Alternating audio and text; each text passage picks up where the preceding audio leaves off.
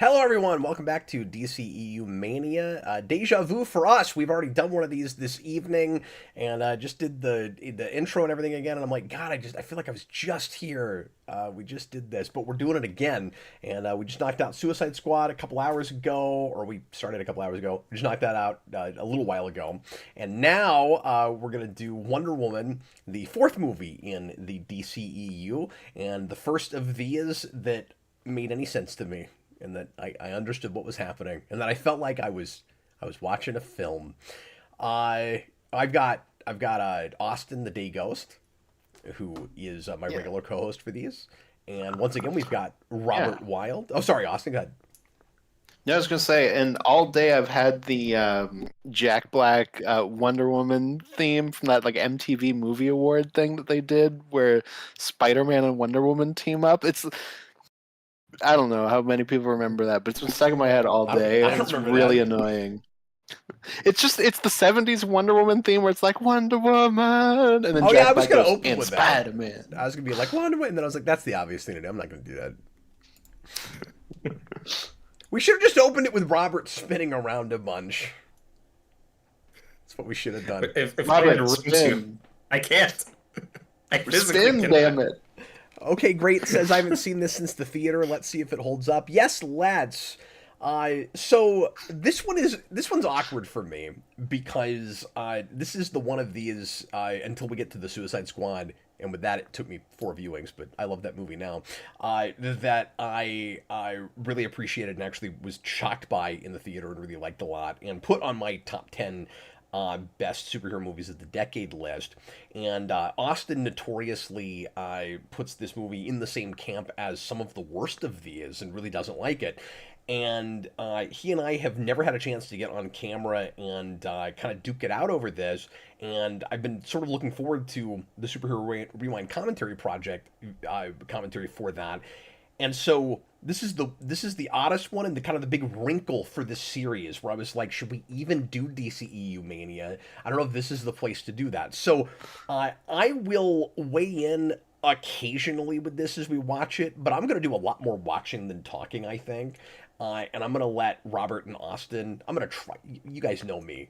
Things will come to me and I will want to say them. But my By plan the end of this, anyway, everyone's gonna be like, "You've been talking the whole time while I'm laughing at you." my instinct is to really lay out on this and let Austin go to town on it, but we'll see what actually ends up happening.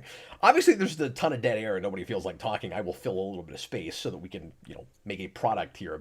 But we'll see what ends up happening because I still want that epic battle to happen on the Rewind commentary project. But if that's what happens, I am also kind of scared to go back to this, because there are certainly problems with this, and I have talked about them in the past. But with some hindsight, I don't know if I will be as enthusiastic as I have been in the past about it. So I don't know. We'll see what ends up happening. But without further ado, let's go ahead and get into it. So get your movie, however you're going to watch it, to timestamp 0. There are no extra cuts with this one. And Austin, I think besides Justice League, obviously, with the 2 cuts, I think we're done with alternate cuts now. Yes, I think so. It is surreal to already be 4 into these out of 16. I know it is crazy. But then when you say out of 16, because it's like, oh man, we're getting far. Like we're already at Wonder Woman. Then you say out of 16, it's like, oh, there's so many more in the back And then you half that I'm go, not even thinking of, and then you go, isn't how there? the hell did they make that many? Like, it felt like the DCEU was over well before it was over to me. Hmm. But Yeah. anyway, we will read answers to Patreon questions once again, and we'll probably get to more of them through the movie rather than tacking so many on at the end than we did with Suicide Squad because we had such a large panel for that one. But once again, if you want to weigh in on later movies in the series, patreon.com/geekvolution, just the $2 tier. And if you want to get them in for this too, we will refresh at the end. We'll probably be able to read those too. If you really want to do that and you haven't yet, I'll try to remember to refresh my page. But anyway, feel free to go in and get our 3 questions answered for that. We're doing that for all of these. And as always, you can also leave a super chat in any dollar amount and ask us about anything you want to, get your opinion in about the movie. And if you want to just leave regular question or regular comments, we'll answer as many of those as we can as well. So get ready to press play when I say now. And we're just about to do it. Get my audio set up right here. And we don't even know what Robert thinks about this movie. I'm intentionally not even asking Robert if he like. I'm pretty sure Robert likes this movie, but I'm not even saying anything until Robert did like Captain America 4, so. Whoa. Lies, sir. Lies. I remember a green sign flip. That's incorrect. Austin is so good at nuking people's credibility just right out the gate. Well done. By lying. I just sunk your battleship. Okay. And the war wasn't even on yet. On that note, let's go ahead and get started here. Everybody, please press play right now. One woman! And Spider-Man. It's just like stuck in there. I can't get out. It's really annoying because it's like a 2-second loop. It's not even a 90s platformer length loop. No, it's not even a Hong Kong 97 length loop. Okay, Robert, how much have you gone back to this one? Oh, quite a few times. I've seen this movie a lot. It's now been probably a couple years since I revisited it. So we're in the same place. Yeah, and this is our debut of that DC logo that I've never really liked in front of these movies. Yeah, it's so generic. Mhm. I forgot that it didn't have that original thing where it backs off to all the characters. But it's better than the stupid I peel think- back one. Mm-hmm. I hate that. Wait, everyone hated it. It did not last long. Yes.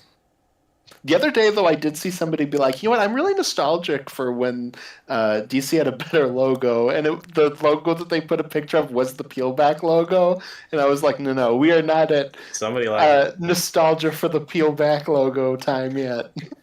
God, I remember I was on the home computer. I mean, this is years ago, I don't know, 10 years ago or something.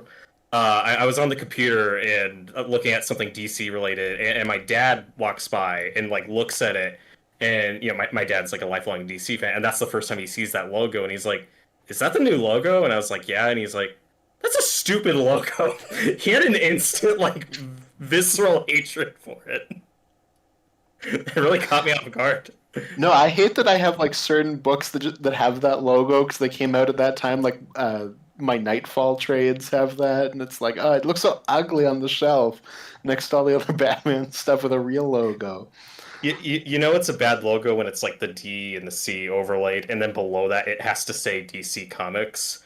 Because if you tell what the have hell that, it is. people have no idea what they're looking at.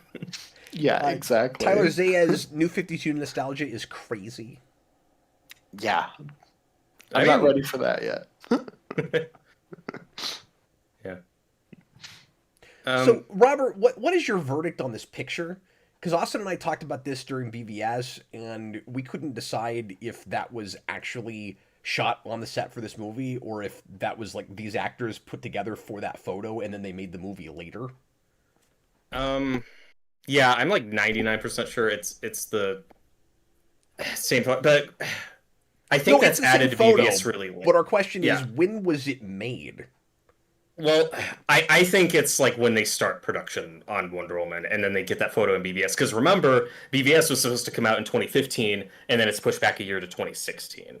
Mm-hmm. Which is more so what I was saying, as opposed to they cast them, took the picture, then a while later they made the movie. More so, we are making a movie, we have the actors, cameras haven't rolled on scenes yet. Let's make this promotional image. That's what I'm saying. I'm not sure if that's what happened. I thought they were actually making the movie at that point, but I don't know. I don't actually know. And I'm just not sure. I don't know. Who cares? I don't know why I brought it up. Yeah, I don't know. Why did I bring that up? Just stop bringing things up, Cap. There's Robin Wright. I love Robin Wright. She's great. It's really cool to see her in this. Yeah, it is too bad that Themyscira has to have, like, everyone has to have an impression of Gal Gadot. But at least Robin Wright and Bridget Nielsen, I think, is Hippolyta. Nielsen. Yeah. Bridget Nielsen's Rocky IV, Red Sonja. See, I was thinking, I'm like, isn't it like Connie Nielsen? And I was like, no, because that's something else. It's Bridget Nielsen. God damn it. Yeah. But Whatever. somebody in the live chat mentioned the color, and I agree right off the bat. It's like, hey, look, we're in real locations, real sets. I like the way most of this movie looks.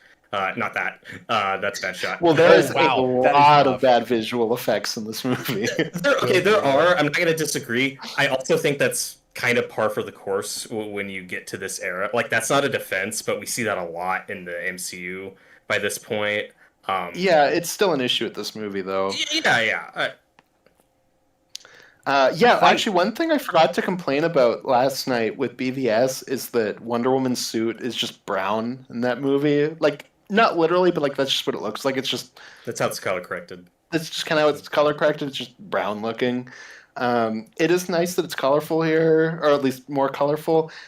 I do wish it was like a little bit more to like make her stand out more when we get to Man's World, and they make it gray on purpose, which I'm fine with that as a visual choice. But I do wish she clashed with it a little bit more. Adam March, you're right. Connor Nielsen is Hippolyta. I mean, Connie. Connor Nielsen. Oh my god. See, no, in my mind I was like Connie Nielsen. No, that was the joke we had when we had a face app gender swap Connor on Discord. That it can't be called Connie Nielsen. It has to be Bridget Nielsen. No, of course. I'm sorry. It's Connor Nielsen. It's I'm a Connor fraud.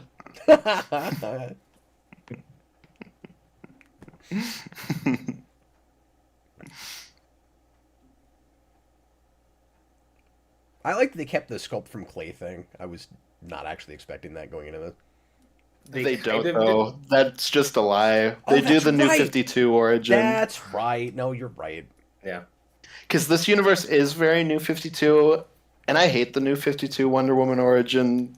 The fact that it was in this movie was just par for the course. I expected it. Mhm. But I do hope that in the new one, we go back to her real origin. I bet they'll do that. Hmm. Yeah, I hope so. Somebody said New 52 nostalgia is I, crazy. I'm not going to focus on it, is. but it is a shame that kind of every actress that plays Diana is bad in this movie. And I'm not going to pick on a child actress. It does suck when there are good child actors, so I do think it is okay to say this is a bad child actor. But I do think that is unfortunate. I also think it hurts the kids that they like also have to do an impression of her. Okay, can I say something? Yes, go for it. Go for it. I agree. Oh, okay. I thought you were like, please stop picking on kids, because it gets wonky when you talk about child actors, with but you I on do that think one. it is fair to say, like, look, there are good child actors. Like, it's unfair to them to say you can't say, You're like, not- this is not great child acting. You end up having to not criticize the performance so much as the casting. I mean, that's on a casting director before it's on that kid, right? Yeah. It's like that's not who I would have picked. That performance seems too cheesy for this movie. Hmm. Oh, okay. Yeah, I don't have that. I like that the movie's kind of cheesy. I think that's a big problem with Wonder Woman 84. But for It's the most of world's this movie, I kind like of the tone. cheesy. Like there's the comic book cheesy stuff, particularly with that female villain later. I like a lot. Mm.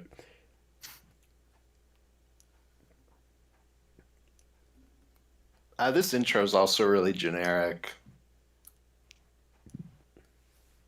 Yeah, I think it's fine. It's got a little personality to it. It's just standard. Again, it's very Yeah, like superhero movie formula. What do you want from it? Austin? I just think Exposition. I just think you could have leaned into more of a style, like lean more into like the Greek aesthetic. It's just kind of generic, and I think they're trying to do that. It just doesn't look good. Did you want it to be like Man of Steel? Sure. It should have been the needle things that you talked about in Man of Yeah, Steel. the needle. Yeah, whatever the hell you call those. Every time that comes up, I don't want to talk about it because I can't think of how to describe it, and I'm like, I'm going to take 5 minutes to say what this is before I can even talk about it. It's freaking irritating. Okay, great. Says, okay, but when did Zeus punch Darkseid? That's the real question we need to know in that flashback. Writer says they're not doing a Gal Gadot impression. They have Israeli accents because Gal Gadot has an Israeli accent. They wouldn't be doing that if she wasn't the main. Like, which is unfortunate because they're supposed to be very Greek. Like, and I get it. You cast an Israeli woman with a very thick accent, so now they all have to sound like her. But like, that is an important part to the Amazons and Wonder Woman. Like, I do feel like if you're going to give them thick accents, it should be that. I also agree with that. You know, because that's actually the ethnicity of these characters. This God Killer thing is such an obvious, like, in-your-face twist. I don't even know why they bothered. When they go, look, here's the sword. It is the God Killer. It's so obvious that it's Diana, especially when the next 15 minutes is going to be characters going, look, Diana's like special. We can't let her know what she actually is. But we're going to hold on to onto that until like the last 20 minutes. Yeah, I don't disagree that it's an obvious twist. Everyone sees it coming. I still think it works fine for the character. The reason I didn't mind it was because, like you're saying, it's an Aizen thing. So Diana is so naive through the whole movie that I'm kind of buying that she doesn't get it, and so it's okay that I get it because I'm buying that my protagonist wouldn't. Yeah. And I mean, call me naive, that's fine, but that's why I just think though, if you're going to play that take, I feel like you should be more in the eyes of our character and not have any of that hinting to it. But Diana's weird in this movie in that she's both incredibly stupid and very smart, and we kind of play both ways because we want to have the kind of Thor moments, because this movie is just a knockoff of the first Thor and Captain America: First Avenger mixed into one movie. So like we want to have those like dumb aspects when she goes to the man's world, but also she has to be well read and like knowledgeable. And I don't think it finds a good balance. And see, I was just so we get stuff like stupid about the things that she ought to be stupid about. Like I always thought that was that was pretty consistent. Like she's book smart, but she's not world weary. Like that always worked for me. But yeah, she knows history, but like she doesn't have a grasp of what the present day looks like. She's not street smart. Yeah, I just think it goes a little too far into just her being stupid once we get there. Especially because there are things that she definitely is right about that she will act naive about for jokes. Yeah, I never thought there was too much of that. I mean, like you just said that you're right. Like there is a lot of that first Thor and Captain America movie. It is very much those movies combined. I personally like this more than those. I do like the first Thor movie a lot, but I think both of those movies have a lot of issues, and so does this. Like I don't think this is a perfect movie, but I do prefer this to those. I also like this over kind of both of those, although this has a weaker third act even than First Avenger does. Because First Avenger's third act's not bad until it gets into the plane. No, it's got worse third acts than both of them. But I'm still locked in, because people have already talked about like the bad CGI and stuff. I'm still locked in enough with the story and what's going on with Steve that stuff still lands for me at the end. I don't think for me the climax doesn't completely fail or not work. Like yes, the CGI is bad and some of the stuff with the Ares I don't like, but the big payoff, the tragedy with Steve in this lands for me better than other Steve in Captain America: The First Avenger. I think that's earned better in this movie. I mean, I think we kind of ruin his big moment, because he's got like a really great scene where he has like a speech about, look, just because you kill Ares doesn't mean all this ends. Like, it has nothing to do with that. People are just bad. Like, I've seen this, or like they can be bad, and then we completely undermine that with the third act. So I do think that really hurts it, though.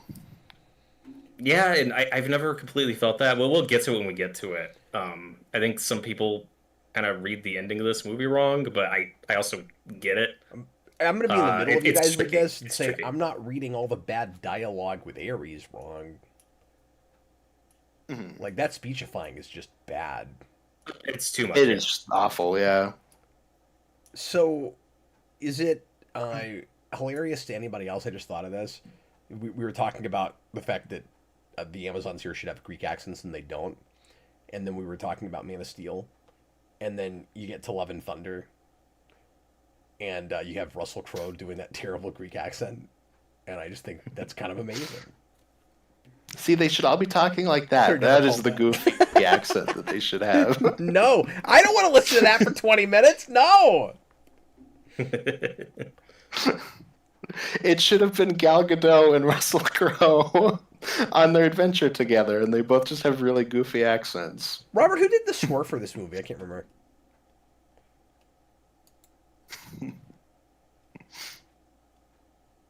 Robert is not hearing me.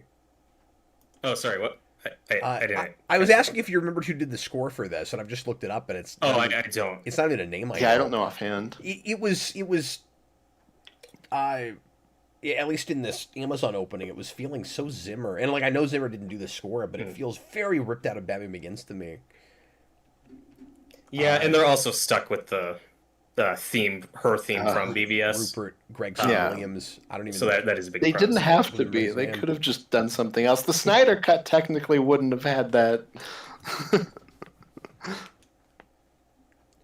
It's got that weird choir Wonder Woman theme. I still say it's blended better than it has any right to be, but it's still really intrusive. And so when this movie goes into production, when Chris Pine was cast as Steve Trevor, I thought, oh, that's kind of a waste. I was really hoping he'd be a superhero Hal in Jordan. one of these movies. Yeah, like Hal Jordan or Barry Allen, something like that. And then I saw this movie and I thought, oh no, he's great. Like he's I think one of the best parts of this movie. Yeah, I absolutely. love He's really Steve good Trevor in in Well, this. Pine's good in everything he's in, and he's and again, I like this movie, but he carries some bad movies. Like he's the only good thing about that Disney Wrinkle in Time movie. Oh, gee, yeah, I I never saw forgot he it. was in that. Thank God he was in that, because I would have walked out. Well, and I know, and Cap, you would know this. A lot of people really don't like his Kirk, and I get the complaints, but I put that more on the writing and direction of those first two movies than him. I always thought he was well cast. in And that then watch role. Beyond, because he really redeems himself, man. And in '09, I like him a lot. Yeah, and I mean, I liked his casting fine, but I'm just saying, like, I bet a lot of people that hate his Kirk didn't actually bother with the third one.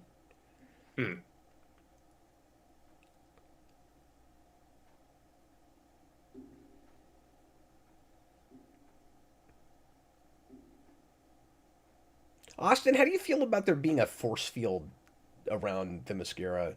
Or I guess it's not a force field, but like I'm a fine with that. is that a comic thing anywhere? Yeah, I think that's how it's hidden. Like, it's hidden off by the gods like that. Okay. I think it's supposed to be like kind of Skull Islandy in that way, where it's like, Yeah, I don't. It's one of those comic book things where I don't think we're always consistent with like how the magic works. yeah, like I want to say like we've also done it where there's like storms around it, like Skull Island. Like I think it's hidden. Oh, okay. You could do it like a Bermuda Triangle kind of thing. Or you could do it like Lost, where the island keeps moving. Just like all over the place. Oh, there you go. That'd be good. Sometimes it's in the sky, and then somebody looks up, they're like, hey, I think there's an island up there. And there's, oh crap, somebody saw the island! Then just disappears. And then a big cloud monster comes and eats them. What a twist! You never saw that coming. I mean, and on Themyscira, the Amazons are like protecting the vault or whatever that has like the horrors beneath it. It could have been the cloud monster. You know what, Robert? Chris Pine is so We good don't in know. this that they should have just said, "Screw it, he'll also be Hal Jordan." They should have just let him You're be gonna say he both. should also be Diana? Like he should play both?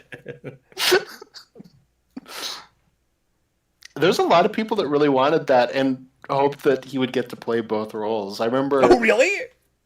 because he's dead, like in present day. So they're Right. like, yeah, That would have been really strange. it would have been a very strange choice. Fan casting is not always correct. Yeah, and I don't want to get too deep into the Wonder Woman 84 of it all. People were talking about that in a live chat where Yeah, it's yeah. like, how does that continuity work? And it's like it doesn't. It doesn't. It's Yeah. like Not even a little that bit. is its own other animal. No, and if you like this It- movie, you got to kind of treat it. I think like it's its own entity, and nothing else touches it, and like it doesn't match with Justice League or anything. I mean, especially the Whedon version. I don't know how well it even matches the I Snyder feel like cut, this but- matches with Justice League, but I could be wrong.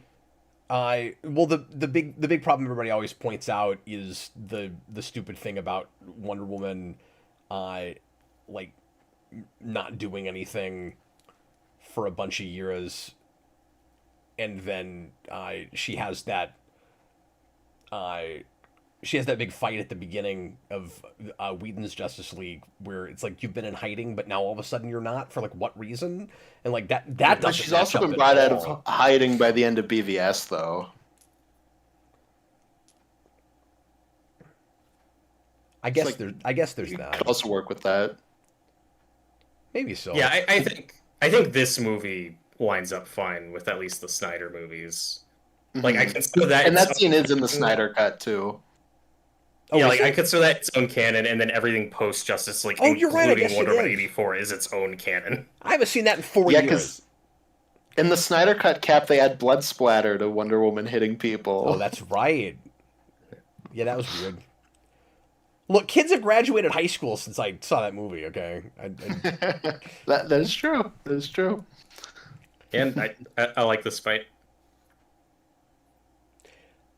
so I'm going to go on record to say the action in this movie for me, just in how it's edited and maybe some of how it's shot, is real hit and miss. Sure. Yeah. Because there's places where I feel like they're just trying too hard to be Snyderish, and it's It's like- it's diverting enough from Snyder that I really don't want to. I don't like the slow motion in this at all. It really bugs me, and some of the It's like half Snyder, half Guy Ritchie. help me out.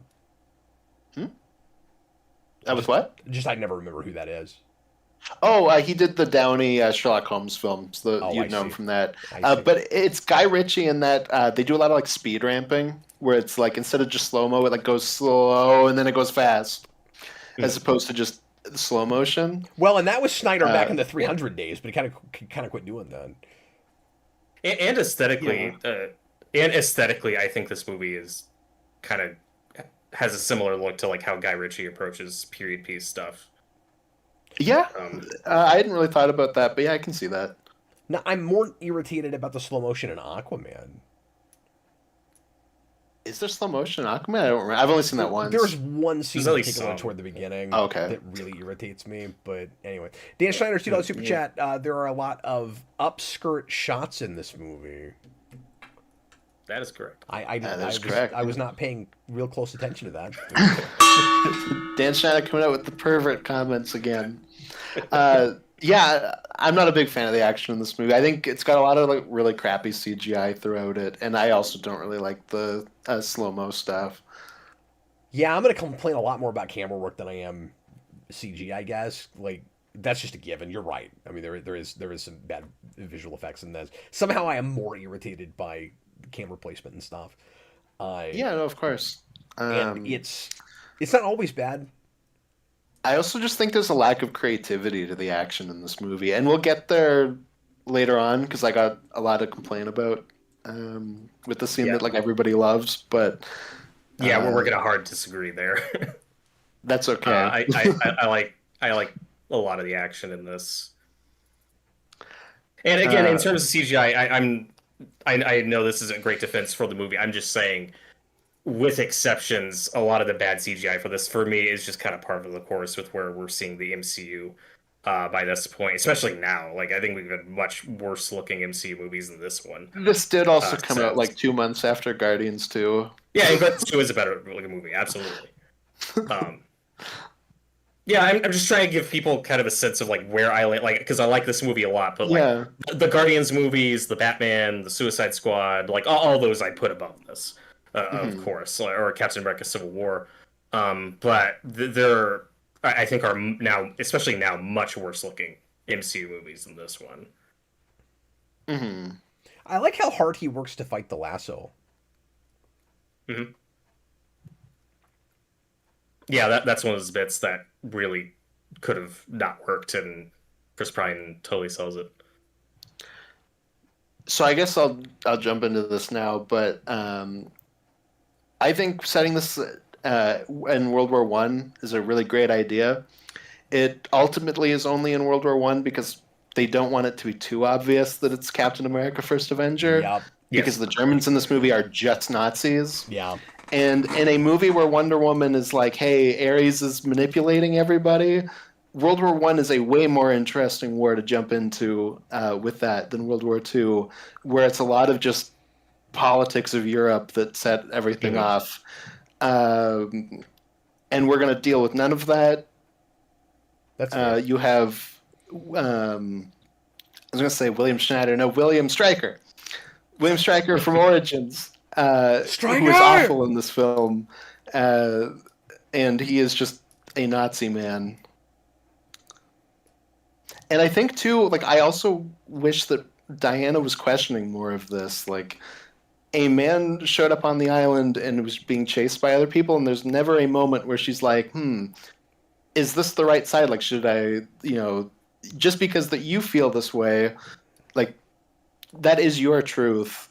Like, what is their side? Like, I don't know. I don't know anything about this conflict. I do think there should be more of that when Wonder Woman's just kind of dropped into this. I don't know. I think the naivete mostly works. I mean, plus, literally everything he's saying here is the truth. But like I said, we could easily be talking about, like, just because that is a truth to you doesn't mean it's necessarily a truth to others. Like, he is a soldier. To him, he is on the right side. If you were to put the Germans into the lasso of truth, they would also have the same thing. They wouldn't be like, well, I'm a villain. You know what I mean? So I guess you're saying she just gets lucky that that's the right side of history. Yeah, it's part of, she should be asking. It's part of what's interesting about setting it in World War II, and we're just not doing it. World War One, sorry, and we're just not doing anything with it. And I think that's a great idea. Like, I really want them to delve into that. Yeah, especially because, again, it's not just going to be, Ares is controlling everybody. Well, he is and he isn't, right? Like, he's whispering into people's ears. Like, it's more of that thing, but it isn't literally like exactly. I just think if you're going to set it in World War One, like, take full advantage of that. Like, this might as well just be two. Yeah, it's not a thing that ever jumped out at me. Well, when you get to the climax of the movie and it wraps up, I don't think that works if it's World War II. I mean, there's still a lot about the climax that doesn't work. With what aspect, sorry? With her learning...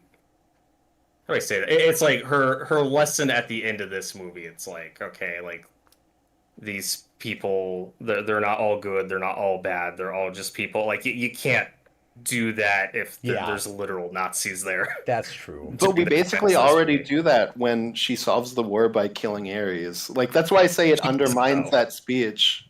She does. The war ends right after that. She kills Ares and then goes back to London, and they're like, the war is over. Because that's what happens in real time. Yeah.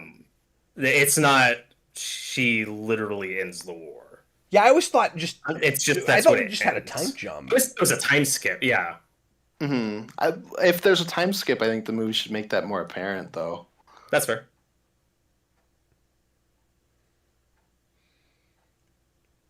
Can we get another take of that after your voice cracked? No? All right. No. War! I think they had a rule that Gal Gadot could only have one take. What if she got 30 and that was the best one, though? Like, It's her voice possible. is hoarse. She's had too many takes. Clearly. Tobin Belpon's donated super chat. This movie doesn't suck. He has like a contrasting super chat to the one that he put in Suicide Squad. That's great. That is true. Austin doesn't agree though. He thinks this movie sucks based on all the really nitpicky things he's saying. No, I'm kidding. I'm totally kidding. The like foundational parts of the movie. Well, and back to what Cap keeps saying about context and when this comes out, especially after just watching Suicide Squad, like there's such a night and day difference in how this is paced and edited. No, like, and I've always said that movie. this movie gets a positive buzz because it comes out after Suicide Squad. After Suicide Squad, I was like, okay, 3 strikes, you're out. I'm not going to see another DC film. And then everybody, like DCEU film, and then everybody loved this. So I was like, oh, well, they did it. Like I'm wrong. And then I watched it, and I was like, oh no, it's just as sloppy as they are, just not as obvious. But like to me, like I don't know if you guys remember, but when this was coming out, there was those rumors that like this was a complete mess, and people were like really worried behind the scenes. When I watched this, I was like, oh, those rumors are true. Like this movie is a mess. Yeah, I've just never had that. Like, again, I have problems with it. I don't think it's any more of a mess than some other movies around this era. But Guardians 2, great movie, obviously. Much better than this. But that's also James Gunn, and I attribute a lot of that to him. No, and it's not as like obvious about it as something like a BVS or a Suicide Squad, of course. But I do think that is a big part of why it gets the reaction that it does. And that's not me being an asshole being like, look, you guys only like this because you saw these 2 bad movies beforehand. I just think overall, like that was the main reason for that consensus. I'm admitting that I probably like it more than I might have. Without that, it's hard to say because there's some story and thematic stuff with this that really resonated with me, and it wasn't just because it came off a really bad movie, but like I came into this expecting to not be able to follow the story, just like the you know the most like basic writing 101 stuff I didn't expect to be there, so my standards were very, very low. I have to admit that part of it, and I also I also expected to be facepalming at Gal Gadot the entire movie, which again I know you were, but I wasn't, and I thought that she had a surprisingly decent performance, and then I never saw that again. Yeah, I like her fine in this role. I also think she peaks with this movie. I don't know what happened. Yeah. I think she's become a worse actress. And I still always felt like she was there's- miscast. It's still not who I wanted. You know, body type wise and everything. If I have to be superficial about it, I always wanted to see somebody built like a Xena or something. It was really sad not to find a Lucy Lawless type, because that's who we all wanted in the 90s. Like that was the obvious casting choice, was like somebody make a Wonder Woman movie so that Lucy Lawless can play Wonder Woman, and we never were able to get that. And that's why they got her to voice her in New Frontier. Oh yeah, that's right. I forgot about that. Oh, I forgot about that. Yeah. I mean, she could be like a Hippolyta now, I guess. I don't know. Maybe she's maybe a little old for that at this point. Yeah, but... she could have here 10 years ago. Yeah, that's true. Dan Schneider, Gajiji asks what I mean by it's not as obvious about being bad. It's just in the terms of like, I think BVS, there's things that are so laughable, and then in Suicide Squad, the editing is so apparently bad that they're bad in a much more obvious way in that sense. Like I feel like this one, I can stop and explain to you why everything doesn't work and I think it's as bad as them, but it's not as like apparent in that as those are. But I'm we're getting I'm getting some of your complaints, but I'm not getting mess out of it. Well, and we're also like Is what not I'm into it. struggling Like with. we're still the plot's barely begun. Like we're going to get there. Well, I know, but you've talked already a little bit more broadly when you talk about Mhm. like the World War One villains just feel like Nazis, and World War One could have been replaced with World War Two, which I don't agree with for the reasons that Robert suggested. Like, I'm already not even 100% with some of your complaints. I mean, that's fair. You don't have to be. And also one thing I want to say though, because I Yeah. mean, we're speaking for the general Yeah. audience. When you said like, oh well, BVS and Suicide Squad were so disliked and clowned on and laughed at that because this was better, you think everyone was like, oh great, like a really good one. I think you could just as easily say the other thing could have happened of people saying, yeah, it's another bad one. I don't care. Like I'm out. Like you said you're three strikes you're out. You don't care about this universe, which is fine, and I get it. Mhm. I don't know why hypothetically the general public could have had more of your reaction of just yeah we don't care anymore. This Mhm. universe sucks. We don't like these No, movies. Like I this movie would be think liked movie. you have two things. I think you have it's like the first big female-led superhero movie, and we were really building to that, so it had that hype behind it. And then also, it's not as laughably embarrassing and poorly edited as those two, so it automatically looks like a step up. So I think you have that with it. Yeah, and I mean, and that's definitely true. Hmm. But I feel like it's more than a marginal step up. Hmm. Because Yeah. And that's fair. it feels Yeah. like a real movie, and it has characters that at least at times feel like real people. I would argue much of the time, until you get to just the awful speechifying in the third act. And I don't mean to keep going to that to say that's the only bad thing with this movie, but it's the worst thing with this movie, and it really lost me in the theater, and didn't ruin the whole thing just because I really liked the chemistry with the protagonist. I also really appreciated a decent love story in a superhero movie in 2017. Like I kind of really needed that at that Me time. too. So there's some things this did that I was primed to really appreciate right then. There's just some refreshing stuff. Hmm. Yeah, my favorite thing about this movie is the love story with these two. I think it really works.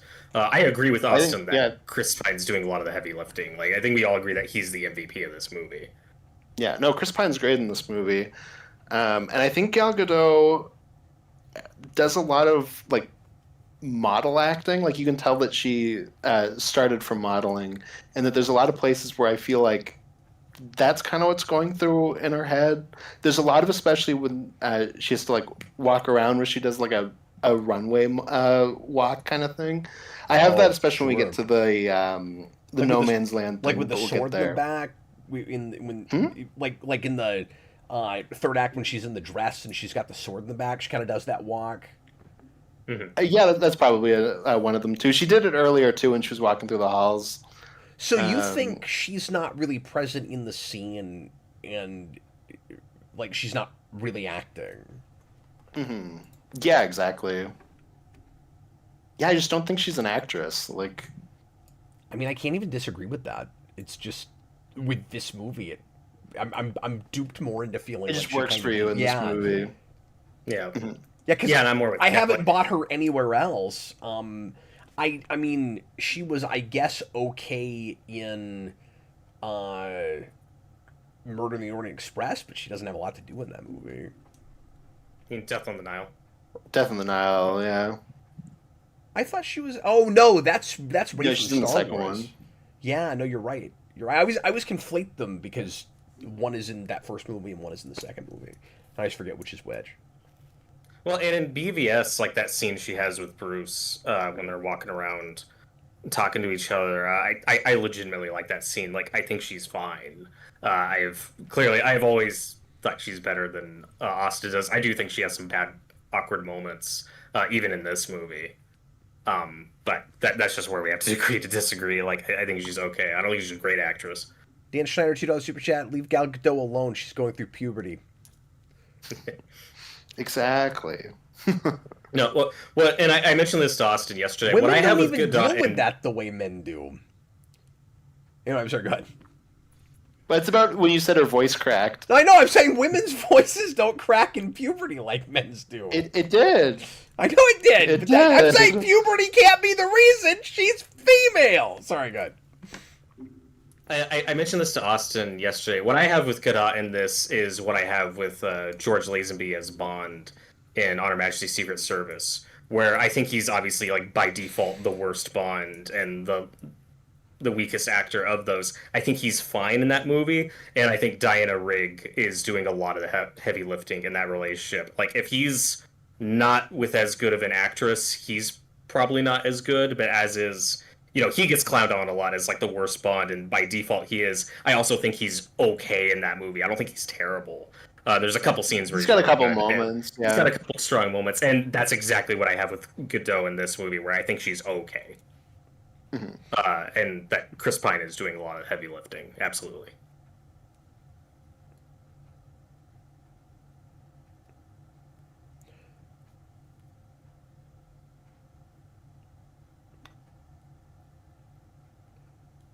And her naivete works here for me of like she has a very specific goal. I have to find Ares, kill him with this thing because she's going off of the information she knows. And she's obviously had a very sheltered, weird life growing up. So all that stuff totally tracks for me. Yeah, she thinks life is a fairy tale, and the big mystery is she out to lunch with that, or is Ares actually really behind things? And I kind of didn't expect him to really show up, or I wasn't sure for sure. Like I kind of appreciated that we weren't sure about it until it happens. Austin's gonna say it was obvious, but Well, I will get there, but in the theater I did go, oh, that's Ares. And too. I also called that. I also think it's an obvious twist. yeah. But I'm saying before we get to him, just this kind of question, like at this point, is she assuming that there's this big, like magical bad guy behind things, and it will turn out that things are more, complicated, and that she has to, I don't know. Maybe Austin will say it would have been a lot more interesting if Ares was actually not involved in any of that. I like how comic book that gets, but Well, I mean, here's the thing. Like, if you don't go that route and he's not actually there, he's not actually behind it, you have a much less clunky third act. You have like a very unconventional third act in that you now don't have a villain and you have to work something out from that. well, you just have But Dr. obviously, Poison, like- which would be fine. What's that? You just have What's Dr. that, sorry? Poison, which would be fine. Like that, just let Yeah, just let yeah, that be exactly. your big bad guy at the end. Yeah, Yeah, exactly. But no, I mean, it does hurt that this is adapting, her origin, the origin story with her with Ares from the Prez run, and that has like a much better ending that we don't use in any way, and it's just I'm gonna kill you now. well, and Oh, so, let me say this real quick because that is totally fair, and that's when we get into preconceptions and bringing in knowledge of source material, because I'm just not a Wonder Woman guy, and so I come into this pretty blank slate, knowing the very very basics about this character, and if it was Batman or Superman, I'm sure I would feel differently about it. Yeah, I'm just saying, like, in terms of, like, because you said, oh, you probably think it's more interesting if he doesn't show up. Like, no, I think you could make it interesting either way. Okay. They just go that he is there, and then it completely devolves into just every DCEU climax. But you also do have and a lot of Marvel climaxes in my opinion. But you do have a lot of that's not what you're supposed to do with Wonder Woman with this movie, and I can't bring that to it. But and I'm not even really bringing that into it now. Like, I'm more so trying to play it by the movie's rules. And I need to respond to this comment from Konnor Yes. because it's a criticism a lot of people have of this movie that's wrong. But I also understand misreading it it wasn't communicated perfectly, where he says he thinks it's undercut because the soldiers are only fighting because of the magical bad guy. That is incorrect. A lot when you get to the end, when Ares is defeated, a lot of people read that ending as, oh, like the spell is gone and the people are like good now. That is not at all what's happening in that scene. You have these soldiers, these underlings that have survived this insane event and are freaking alive and can stop fighting and are just happy to be alive. Like that's not it's not like a magic spell lifting. They say in the movie that Ares has the power of suggestion, but he's not mind controlling. Like that is text in the movie. Yeah, he's that just it's not mind control. He's just the going devil. I on think your that shoulder. hurts by what I said with that editing where she kills Ares and the war ends. I agree. That is not what's in the movie. Like, I'm not saying that that's an issue. I'm not the biggest fan at the same time, though, that Wonder Woman will just plow through all of these people and has, like, no issue with killing. I think they should be talking about that. Again, you're setting in World War One. It's complicated. Mhm. Why can't we just acknowledge that it's complicated? I don't even need like long dissertations about it. Having just a moment, like That was here and huge. there, I don't think we get enough of that at all. Personally, So I don't think they do anything. It with read it to being me World War One. fine first time out that she has such a black and white view of things that like these are the good guys and these are the bad guys. But then you're making a good point that if she thinks that these people are just being mind controlled, then it doesn't make sense for her to just start killing them because they wouldn't be responsible for their actions. Yeah, and And she also I never- thinks that's what it is. I never really appreciated that. So Yeah, and I you're- don't like you're that she has probably no onto qualms something with there. killing any of these people. And it's especially funny because there's a part, it's like the big trailer part where she kicks a man through a wall. And Yeah. they specifically put like a medic patch on him, which I think is technically a war crime. But that's just kind of amusing.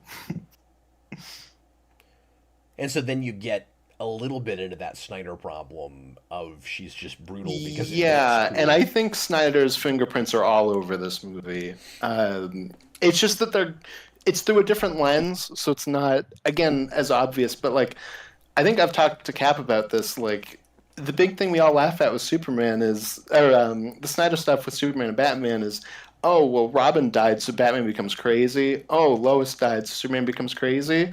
It's not crazy, but it's still, oh, Steve dies, Wonder Woman's just gonna leave, and like, it's still in that same formula. He has the same take on all three of them. Yeah, and then the question is how much of his influence was there with this, or was it kind of a coincidence that that also lines up? When he's got a story by credit on this. Oh, okay. So I he forgot at about least that. worked on like the plot of this movie. And I know Patty Jenkins is working on this movie for a while, or like in the conversation with it before the Snyder stuff, and in a lot of ways, like she is stuck with the status quo that BVS sets up. Yeah, I mean, I think in a lot of ways she's stuck with stuff, but absolutely. Well, and it's so bizarre that the same person that made this could even begin to make 1984. Right. That that lends a lot of credence to what you're saying, Austin. That some of that work had to be done by somebody else. Well, in the context of a war film, like Diana killing in this has never bothered me. But like, if as a Wonder Woman fan you don't like the idea of Wonder Woman killing, I totally get that. I've But I always guess read it just as talk just about it. But it also matters It- who she's killing, and yeah, I mean, I do think Austin's onto something Don't- with that. Don't have Diana running around being like, I have to kill Ares. He's forcing this war, and then also have her steamrolling through people. But I've always read it as her like that's just like the greater good. Like she just has to get there. Then she should be the talking collateral about damage. it. That's They- the main they- part of they her can talk about it, ideology sure. at that point. Like, we need to Yeah. know that. I just don't think taking the movie on its own terms that this is a Wonder Woman who's like anti-killing. She just knows that she has to kill Ares. But like I and said, I'm the not war even is necessarily being like, look, it's not the Wonder Woman I like. I'm just, like I said, I'm trying my best not to come at it from, look, it's not the comics. Like, I am trying to come at it from its own movie perspective. But I do think we have that, maybe not to the same degree as Batman in BVS, but we still have that issue of people are talking, and then we will have action scenes that go against what people are saying. Again, not as bad, but like, We need to be What talking is about this a little well, bit. yeah, but help me out because that's the part I'm not understanding about your argument is what has she said already that suggests that she's anti-killing? She wants to be in the war and fight on the side she thinks is Because she's good. constantly talking about how this war is only happening because Ares is controlling it. He's manipulating everybody into war. Like that's when she needs to also be talking about why she's okay with Yeah. killing people on the other side of that war. If Ares is controlling this war, that means he's forcing both sides into conflict. And that the only person she should be wanting to kill is him. Yeah. But she's also raised by warriors who, Which we don't do enough with. That's my biggest issue when we get to the No Man's Land thing. That should be a sequence where she uses something in her training, not just her model walking down the road and she wins because might makes right. Like that should be a moment where she goes, oh, okay, like this is the scenario we're in. Like I've trained all my life in combat. Like this is how you get out of it. This is how I bring I have my a completely skills, different read my on that skills scene, to the role instead of just, oh, I'm Wonder Woman. I'm super powerful. I'm just going to walk in and steamroll them. Yeah, I just have a completely different read on that scene and what's going on. Fair enough. Fair enough. Etta Candy, I think, is perfectly cast. I like her a lot. Yeah, she gets nothing except for this one scene. Yeah. Yeah, she never comes back. She's only in this one. It's really weird. That's true. I guess it's also like decades later. Yeah. But then you wish she got more of a role in this movie because she doesn't really get to do very much. I think she's in this. Paul Feig comedic relief. I like this actress. I'm honest. Yeah, no, she's good. I'm not hardly remembering her outside of this one scene. Oh my god, she is that woman from Shaun of the Dead. I don't remember what. Oh, wow, that's crazy. Okay, I did not recognize her. I didn't either, but I've only recently seen that movie. Oh, I didn't realize you finally saw Shaun of the Dead. Oh no, I'm sorry. I'm thinking of the other one that we watched. Oh yeah, Hot Fuzz. Yeah, no, she's not in that one. She's not in that. Okay, Fuzz, yeah. So no, I've not seen that yet. She might have a cameo. I don't think so. Apologies. I was thinking of somebody else that she was kind of reminding me of in that. Whatever. She's not the main female character in Shaun of the Dead. She's part of that friend group. Yeah. No, I completely didn't recognize her. I mean, this is like a decade later. But... Yeah. I think she's also in the British office. Okay. That makes sense. Like, there's a lot of just British comedy people that go in and out of those movies. Mm-hmm. I do feel like there's a little bit of like novel period piece. Isn't it fun playing dress up? that we're doing in some of these early. The costume design is really good. Yeah, it's really good. Yeah. But I mean, there's almost this like wink, wink, tongue in cheek thing from the actors where it's like, look, we're playing dress up. Yeah, it's stuff like this where I feel like she's just kind of too dumb. Like I get it's book smart versus street smart, but when they're like, "Hey, you can't just walk around with a sword," I feel like she's smart enough to go, "Oh, okay, like I understand that." And it's just there for comedy, and I don't think any of it lands anyways. Like, I mean, I'm with you. That's not actually funny or anything.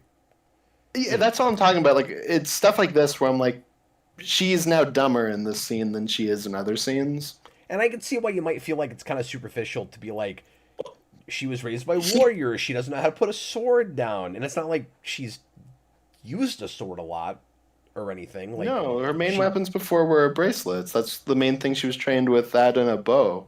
And I guess she was trained with swords too, but like... I guess you could argue that she just doesn't want to let it out of her sight or anything, but that's not how it plays. Mm-hmm.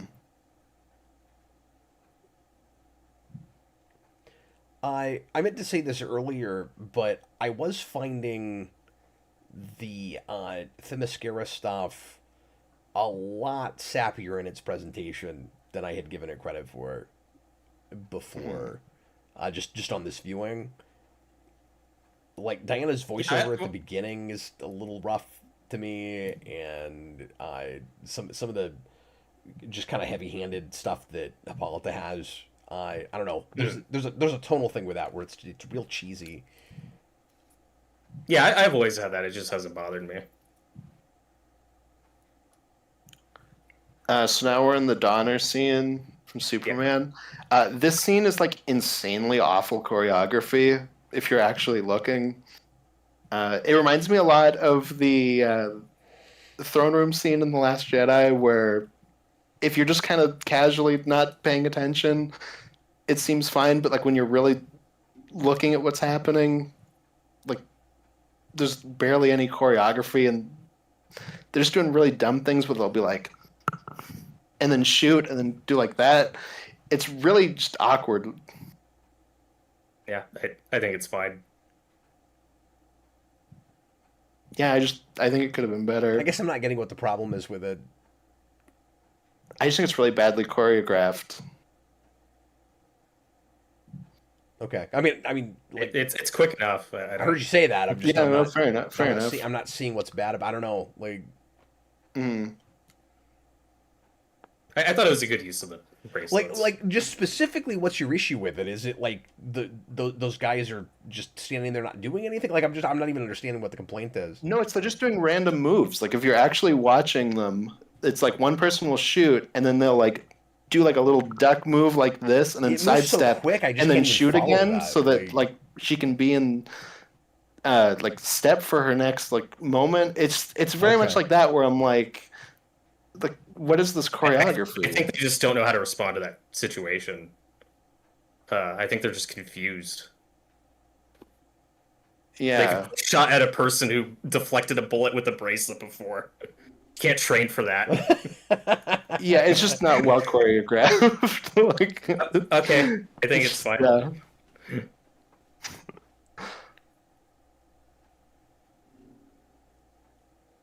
Are you sure? And this is going to sound disingenuous, and I don't mean it to be, but like that kind of thing never jumps out at me. Like unless I'm just really not with a thing, and so I can't help Absolutely, but ask, and there's are movies you- that have bad are you just choreography that I don't so- care because Are you just so I'm not into the movie. But listen, are you just so not with the movie that you're looking for stuff? No, because like I said, I just think the action's not well done. So like when it happens, I'm like, yeah, this is just par for the course for this movie. And I think the choreography is mostly fine. Hmm. Discussing Topic says there's a deleted scene that shows Etta setting up a team to capture a mother box. I didn't know about that.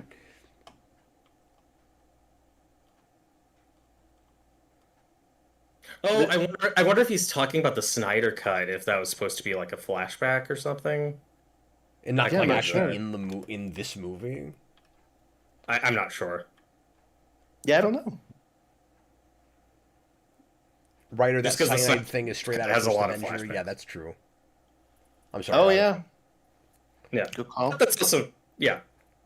And that's just a trope you want to do for something in this era. Yeah, but I mean, this movie's already taking a lot from it, so like Yeah. But like, I'm just that is what they're looking at. Captain America's in it. The bad guy gets caught and uses cyanide to die. No, I agree. I'm just saying this movie's already ripping it off. It's not. It's not far off to say, oh, they probably also were thinking of that when they did that. Like, I never have. I'm just used to seeing that in action movies. I was I'm gonna not say, even throwing that out as a criticism. I'm just saying, yeah. like, I think that's possible. I was gonna say you could also be like, oh, there was a guy in Watchmen that had a cyanide capsule, and they must have stolen that Yeah. from Watchmen. Like, there's other movies that do that. Mhm. There That's are only another so Snyder many. movie. There are only so many ways to commit suicide quickly. Mhm. And to something Austin was talking about earlier, though, in my opinion, I think the best villain in this movie is easily Dr. Poison, and she's the one I wish gets more screen time. Yep. Yeah, she just doesn't get anything to do. She's our only German villain, like who has like that a degree of humanity to her that you can see in a couple scenes that I really like. Well, and I do wish she had And more it's screen a time. missed opportunity to have a female foil for your female superhero that's not friggin' lame. Because Yeah. in most superhero movies where we've done that, your female villain is just kind of crappy, and she's actually Before it kind of wasn't. menacing looking, and so it could have been cool. Like it wouldn't have been Catwoman all over again. It was a real missed opportunity. Mhm. It does kind of fall into that Diana has no issue killing anyone until she gets to Dr. Poison. And you know how much I love that trope, Austin. But I think but I think the idea there is though, like that's the first time, but like that is a woman, and she is gonna react to that differently. all the because she's been fighting soldiers, so she's been fighting men this whole movie.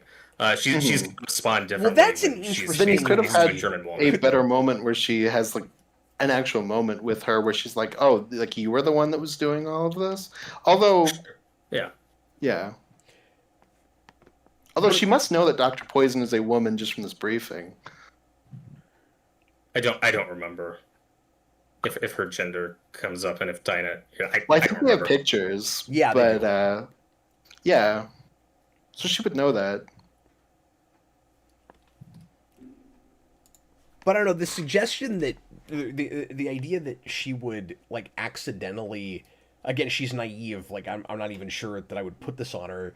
Would like accidentally have naturally less regard for men just because, besides Steve Trevor, she's never gotten to know one. Is kind of interesting. I don't think it's an excuse for what you're talking about, Austin. But that's a Mhm. thing. That's a thing you could have played around with. Mhm. Where you And have a Yeah. place where Steve Trevor stops her and is like, you're really kind of callous about this," and she's like, "Oh yeah, I guess men are people. You have to keep reminding me that men are people." Like I would have been okay with that because there's a little bit of hinting at that with their relationship, um, Mhm. where she has a little bit of this kind of almost endearing superiority just because she's only ever been around women. She doesn't even know what to Right. Mhm. do with men. And this is a scene that where her naivete works for me, where she's like appalled that these leaders are like making these orders and sending these people out, but aren't all on the battlefield with them. Like that, this is stuff that works for me. Hmm. Yeah. Where it's the difference of culture. Mhm. You mean you were Sorry, her lying? reaction there is very funny. I think it's funny. Yeah. You are lying. Austin doesn't think it's funny for the reason you think it's funny, Robert. Yeah. Yeah. Austin thinks it's just crap acting. Yeah. And again, Chris Pine is great. He says we're going to the front, probably gonna die. And a scene I just want to talk about because we completely talked over it earlier that I really like, Cap, is that whole scene with those two on the boat where I don't think that's Yep. just Chris Pine's good at acting. Like I think it is a well-written scene. I like their banter. This movie, we were Sure. talking early in Suicide Squad about how we're like so weird about sexuality and nudity in movies now. Like they have really frank, blunt discussions about that stuff on the boat, and I That thought it was really that classy. really impressed me in the theater, and even the scene before that, when she meets him for the first time and he's standing there naked, and that could have been played for really irritating comedy, and I was really impressed that it wasn't. Yeah. And I also was kind of worried going into this that it would feel like really heavy-handed with like I don't know feminist ideas and stuff, and it just it kind of it doesn't feel oppressive with that stuff. Like it's We've seen way more aggressively girl power that's movies that's what I'm trying to say. since then. Yeah, Mhm. Yeah, for sure. No, I think that scene on the boat's really good. and so again, maybe my standards were too low, but I was just impressed that I didn't feel like I wasn't invited to the party because I kind of thought that could happen where it would just be really pandery, pushing in your face like all the women are perfect and all the men are terrible and they let Chris Pine be really cool and I really appreciated that and I wasn't totally sure if you'd have that. Mm. And Yeah, he's not a this was a punching bag. period where I feel like I had every reason to be afraid of that. Mm. And in the live chat, they mentioned now we meet basically meet the discount Howling Commandos, which is correct. And I like these guys way more than the Howling Yeah, it's not Commandos in the first discount Avengers because they movie. actually let them do stuff. Yep. Yeah.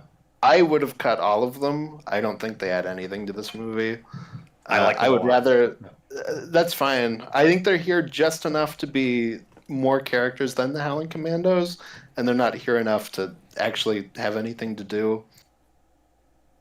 And I think they're just kind of waste of screen time. I would rather it go into Diana and Steve. I like them. It's this little crew that Steve puts together to go with them. Mm-hmm. They I give think you they have more a of a distinct personality. they give you more of a picture of the social issues and the politics of the day. I would argue that that's part of what they're there for, Austin. Mm-hmm.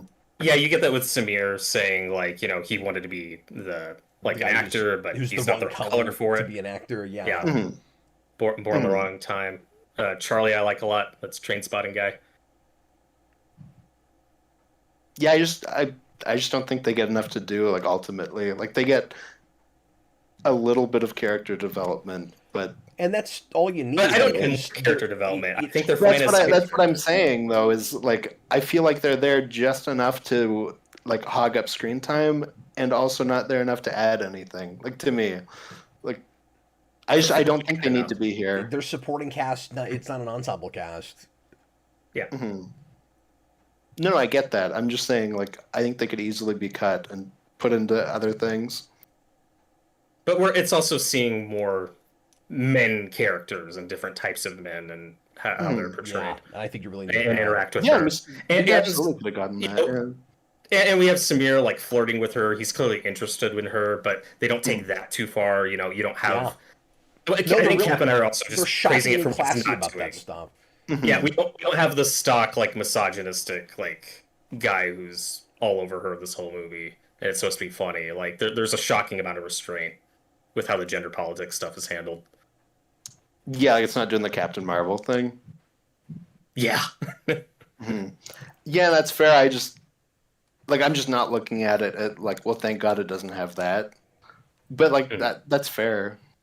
But I also like these guys, and I feel like you could also just as easy, and maybe you would say this, you could cut the Howling Commandos out of First Avenger and miss absolutely nothing. But then Captain fans would say, well, why aren't they in the movie? They should. But they're be in not the a movie. Captain America thing. That's a Nick Fury thing. Like it's Sorry. cool that they like combined that for that movie. They don't add anything to that movie. Like that's more just like that's kind of neat. Like you took that from the comics. But yeah, like no, you could cut them from that movie. That's fine. Although I'll also say they were supposed to be in that movie a lot more. So I mean, like that would have been more like this because we talked about this when we did the rewind commentary for that, Austin. But they shot a lot more with them, and then they truncated it all down into a montage. Yeah, I forgot about that. So the fact that works for you better in that movie is a happy accident. It should have been more like this. The ice cream bit here is so weird, in that they wanted to have it, but we don't have time to stop for it, so they like just kind of rush through it. It's always played for me. She's really happy. She thinks it's great. It's something she's never experienced before. I don't think we linger on it too long. I don't think we. I get that. I love the scene from the comics. I think it's fine in Justice League War. I don't think we have enough of a stop moment for it. Like it just kind of feels like that's one of the only we want to have places- this in, so we kind of rush through it. And I'm like, I would have liked if we actually stopped and had more of a character moment there. I had the same thing because that's one of the only places where I knew the source material for a specific bit. And so I was like, oh, because weird, that's they like a did the full Jeff scene Johns where ice they cream stop thing. and they talk. Instead, it's like, oh, what is this? Oh, it's ice cream. Here, try it. Oh, this is really great. Okay, we got to move. Like the plot's moving. We have to go. In the context of the scene, I get why they're moving. I get why Steve's like, we got to go. Like, I'm just saying. I think, like, I know that scene. Like, I'm just saying they completely rushed through that sequence. Like, that should have been more of a moment. It feels almost like, because of that, like a nod to that Jeff Johns bit, if you read that comic and you know about it, where it feels almost like a cameo or something. Yeah, it's like that. It's like, oh, okay. Like, I love that moment. I wish we actually stopped and did it. Yeah, Robert, you're right. Like, in the context of the scene, it makes sense that we're moving forward, but think about it from I'm actually more with Austin on this. Think about it from just a narrative writing perspective. It would be nice to have a moment where we stop for a bit and we let her really savor something. It doesn't have to be that moment. It's a place where like she bites into a cheeseburger and like, holy crap, what is this? Like a moment where she can go, oh, like I appreciate things in this world. Or Like there like- are things that I like here. Like she's Well, and pet- she says that. She says this is wonderful. But like I She's said, proud. I Yeah. just wish we stopped. Like it doesn't need to be a 9-second scene. Like we don't need to literally be pushing her off the scene as she's saying her lines. Like we can just stop and have it's like like a how- 30-second moment. in microcosm, it's like how there's not enough like on wonder in Jurassic World or something. Where like we should have a little bit more like awe. I am with you on that. You know, like she pets a puppy for the first time. Like there's a lot of things you could do. Well, we also had a bit see her- earlier you know, when she you see sees her interact- a baby. We had a bit earlier where she's never seen a baby before. She's like, a baby, and Steve's like, yeah, we gotta go. Like I don't know, it's consistent. Yeah, like, but let's I get where you're coming from. have these moments. There's a But- really weird editing Fair. thing in the scene where the general striker guy is talking. I love that. And then it that- cuts that to the cracks other me up. general who starts talking, and then after he finishes his line, he yells "Shut up" at Stryker, who isn't talking. It's really bizarre. Yeah, this scene's clunky. But Yeah. what I wanted to say in the last scene though, with Diana and Steve were walking again, I think this is a mostly really good-looking movie. We're in a lot of real locations on a lot of real sets. People talked a lot in the live chat about green screen. Yeah, like there have been a few shoddy CGI spots, and there's a lot of that in the third act. But most of the movie, I think, looks really good. No, like I said, I think a lot of the production value and some of the stuff is good. Like, I like the costume design. I like when we were in London there. Discussing topics, I hated Wonder Woman and Justice League War. I mean, don't get me wrong, I don't like Justice League War, but that was a nice moment in Yeah, the- that's a bad movie. Oh no, it's a bad comic. I've seen Like, that I'm one. not even talking about the movie. Like, Oh! it's Well, because the movie's called War. That's not what that comic's called. But yeah. Right. Is No, it I think not? that the comic's called, like, it was called Origins? Origins. Yeah. Yeah. I forget now. It's been too long. No, I Yeah, think the trade is Origins, The then comic's the not called movie is War. War. no, War is bad, but like those comics are also not War is good. This comic's just very nothing, yeah. Well, they're nothing except also it's the dumbest Batman I've ever seen. Like just out in the middle of everything, he takes his mask off in front of Green Lantern, and like I can't deal with it. It's so. I think it's like a character moment, though. I don't think that's like a he's being dumb thing. Yeah, it is. Okay. Go back and look at it again. I mean, like because anybody could. That's walk just like up a and- moment where he's like, "This is like I'm just showing you like who I am or whatever." Yeah, right? I know, but it's out in broad daylight in the middle of a city. Like anybody could walk up and see a secret identity. It's so weird. He just takes off his mask in the middle of the city. Like, why would you do that? This scene I really like. And he doesn't put Again, it back I on think- real fast either. He leaves it off. It's been too long since I read it, but that's what I remember. Anyway, This scene I like. Again, I think these guys add to the movie. We see Charlie's PTSD here. You know, we're touching on that. I like Diana's conversation with the Native American guy about him having nowhere and Steve's people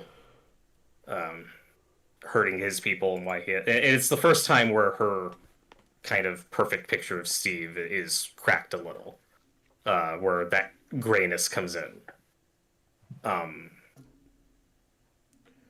yeah, Leo, Yeah, I don't yeah, remember exactly how they handled the ice cream thing in the actual movie version. I was just talking about the comics.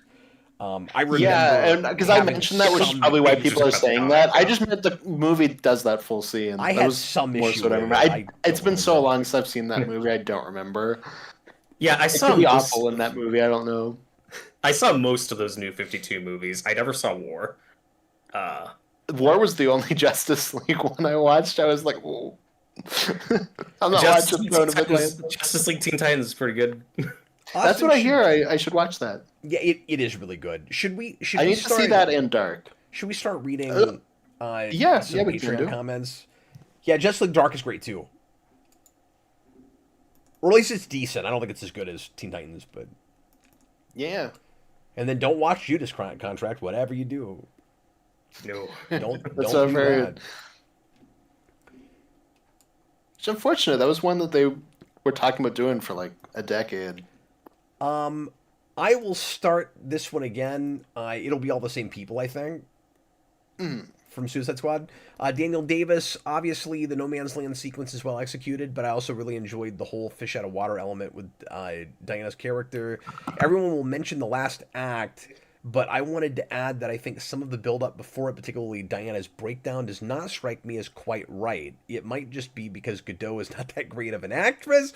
Also, they were never going to do this in a big blockbuster, but it would have been cool if they'd explored the gender fluidity that has always been present in Wonder Woman. Dr. Poison, who is one of the villains in the film, was originally a crossdresser. I didn't know that. Interesting. Yeah, for sure. That would have been cool.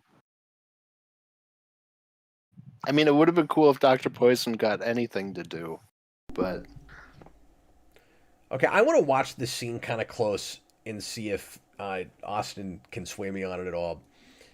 I Because like this scene a lot. What they're telling her is that it's impossible. There's nothing to do. What Austin was saying was that he wants like more of her training to be here, and I just don't think that's well, what the he's also scene's saying about. he doesn't want her to just plow through these guys because they're, if she's right, Well, they're not responsible for their actions. I just think this should be the moment where she shows why she's different. Instead, it's just going to be, oh, she's super powered, and then she's going Yeah. to And that's runway what- model through. Yeah, but I'm just saying, like, I feel like you could have made an actual interesting sequence with her training where you go, okay, this is what I've learned throughout my life. I'm going to use it, as opposed to, oh, I'm basically Superman. I'm just going to walk through them. And I also think this looks really bad, where it suddenly looks like we're in a commercial, where she's on a green screen and she's just doing the runway model walk.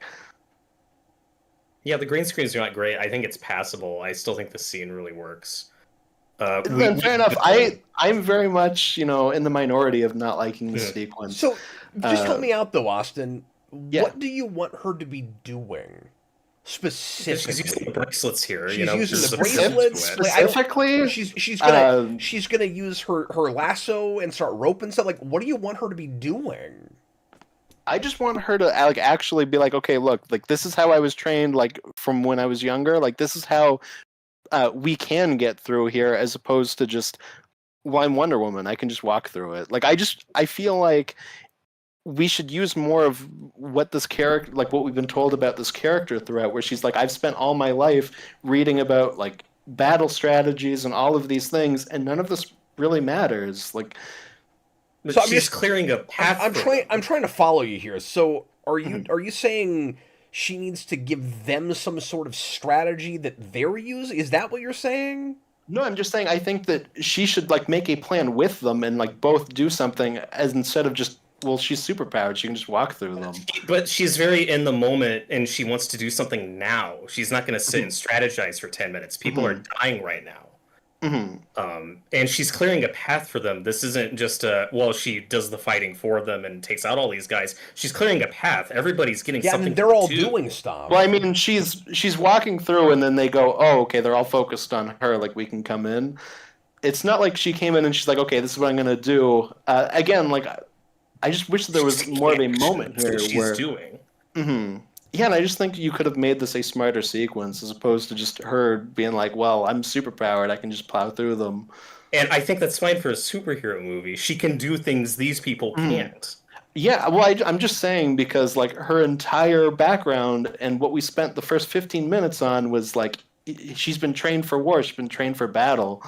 And I just think we could have made something where like that actually comes in some way, as opposed to just, oh, well, I'm just like perfect. I I'm can still just not plow getting through them. what way you want it to come in. She's using the bracelets. She like. I just think that she could be like, hey, like, you guys aren't thinking about this. Like, this is a way that I think that we can, like, do this together and, like, come up with some sort of plan for them to do this. Yeah, I I'm just think it not would be following. nice if, she used any of that. I still think that sequence works. Mhm. Uh, And again, a big part of it is I just think it looks bad. And I don't. I think it looks fine. This sequence I don't think looks great. I'm with you on the green screen's not great. Again, I've seen a lot of bad green screen and a lot of Marvel. I'm just used to it in this era. But that whole fight most of this fighting outside, I think, looks really good. It's mostly practical. Some of this fighting with her is very hit or miss. The CGI is not great. I don't like the slow mo, Yeah, which this this is stuff the part of the irritates fight. the crap out of me. Yeah. I don't like it. Yeah, yeah, this is the part of the fight I know Cap's always disliked, but the initial No Man's Land sequence I still think works. Well, and this is where, and I agree with that, and this is where it gets real intrusive and feels like Snyder walked in and directed a day. Yes. And of course the Junkie XL stuff doesn't help. Yeah. But We go outside. I really like it. but again, that music was still handled better than I thought it was gonna be. Like I don't want it there. It's short. At least it doesn't go on for 20 minutes. Yeah, it's funnier when it comes back toward the end, I think. But Oh yeah. No, the action in the third act is definitely the worst action in the movie for sure. Austin, you want to read Yeah, one real quick? 100%. Yes. Da-da-da-da. Okay, from Captain Kuhn, his favorite moment is the No Man's Land. Things I'd change: not have Ares be behind the war. Things that surprised me: how good it was until Ares revealed himself. I haven't seen the movie since theaters because of that.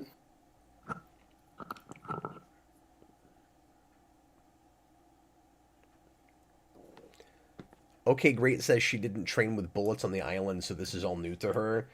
I mean, that's a fair point. It might be kind of hard to strategize when you're not used to the weapons. And I don't think she'd sit and take 10 minutes to strategize. She just wants to take action. That's her this whole movie.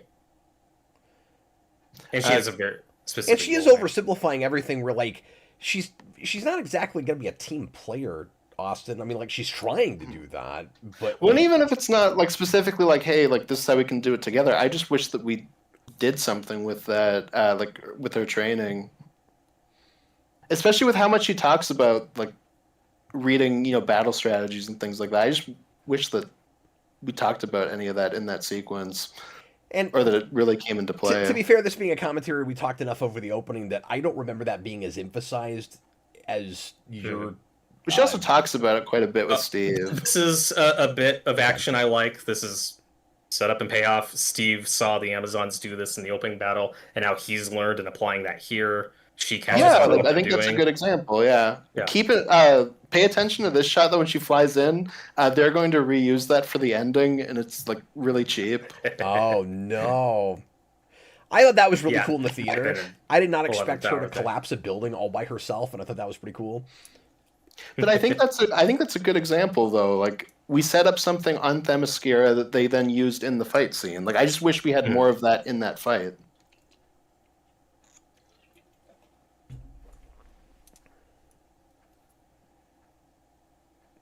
That's like exactly what I'm talking about.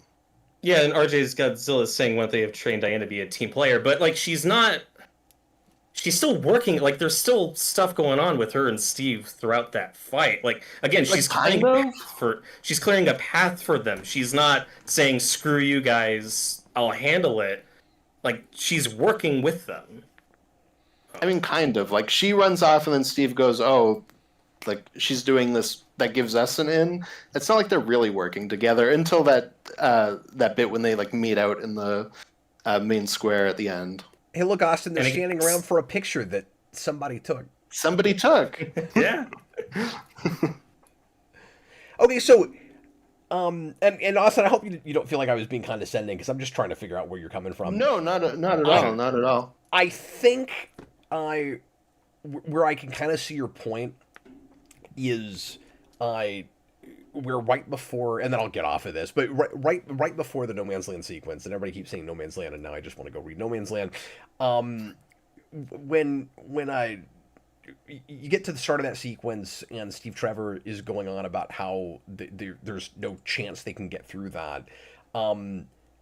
That maybe like I hadn't thought of this before. I could see how that would look to you like she like knows something they don't, or I'm trying to figure out how to articulate this. That she's like, Well, it's just no, I think that she should look. let me try to get through this. No, really, trust me. Like this is possible, and that's setting us up for something more creative. Like, is that how you're looking at it? That's exactly what I was going to say. Yeah. Okay, I guess I can see that. Yeah, and like I said, I think the action in this movie is so generic and just not really well done. So it's like that would have been an interesting way to approach this. And like I said with Robert when he pointed out that shield bit where they lift him up, like that's an example of what I'm talking about, where we paid off something from Themyscira that then showed up in how they're handling stuff here. But also, like, her using the bracelets, like, that's part of her training. She has to do that to deflect bullets, and that's a big part of that scene. Yeah, I mean, like, we have that. Like, that is just like a Wonder Woman thing. Like, it's cool that we're doing as much of that as we are. I just think you could have taken that a lot further. I mean, Cap, are you more with me on the action? For me, it's more hit or miss, but I think a lot of it works. I'm very much in the middle of you guys on that, and like looking back at it again, as we're going through this, less of it is working for me than is. Where like I like the overall look of the movie, but like I said earlier, I just don't like camera placement and stuff much of the time. When the initial bit at the start of the No Man's Land sequence, and yeah, it is slow motion. It's the only place where I'm kind of okay with it, where she's kind of posing and coming at the camera. Was a big deal for me in the theater, and I think the first couple times I saw this, I sort of teared up at that. None of the rest of it is like amazing to me or anything. And then I am with you where I like the outside stuff better than the inside stuff, and I love her launching toward a building and taking out a whole building by herself. She should be that powerful. I really like all that. Yeah, of course. But I think I'm liking ideas in some of the action before I'm liking execution of a lot of it. I don't think overall it's as great looking as you're saying, but I don't think it's as bad as I'm very much in the middle. Well, and also Austin and I are coming at this from some of these very different places, where Austin finds the like action in Man of Steel very headache inducing, and I've never had that. Well, and Austin also, not to talk about you like you're not here, but Austin also has huge issues with a lot of MCU action that has always just gone over my head because I'm just not there as much for that stuff. Like, I'm just not thinking about it. So, like, if you break down to me the stuff that doesn't work in Black Panther, I'm like, okay, I guess I get that. It never bothered me or anything. And so, I don't know. I think Austin's just more eagle-eyed about that stuff than I am. Well, and I obviously love Black Panther, that movie, a lot more than Austin does. I also think that has a couple of really bad action scenes. Like, the action in that movie is very if I like the story and I'm finding it compelling, I don't care at all. But then it also doesn't help that Austin isn't as compelled as I am with that movie, and the same as and that's the movie I'd say is more disappointing to me than like straight up awful. Like, I liked that movie a lot more than I like this movie. Yeah. But I don't know, like. In terms of the action, I'm probably sounding like I think it's more amazing than I actually think it is. I think the action's mostly pretty good. If I'm comparing this to the MCU, which, again, I keep bringing up the MCU movies for context, for me, this is like a mid-tier MCU in terms of action, just from a technical perspective. I don't think it's as good as like the best action in the MCU. I also think it's better than some of the others. I'm just trying to communicate where I'm coming at from it, where I think the action's mostly pretty good. It's like mid-tier. I'll say... some of it looks better than First Avenger, even, because that has some of the worst green screen in anything. Yeah, and this whole scene, I love this whole scene. When people harp on this movie, like, oh god, the green screen, the CGI is so bad, I'm like, yeah, that's here, but I think there's a lot of scenes like this that are really well lit, that are sincere, and that was a big word you saw everywhere when this movie came out, post Man of Steel, post Suicide Squad, is, oh my god, this movie's so sincere. And it's refreshing. This is a big scene that I think really works. I like, though, that your response to there's bad green screen is, yeah, but the lighting is competent. But here we're on like a real set. Like they're not in front of a green screen here. Like there's also real locations and sets in this movie. And I do think this has better color than a lot of the MCU movies, a lot of the ugly gray MCU movies. I do think this looks better than a lot of those, in my opinion.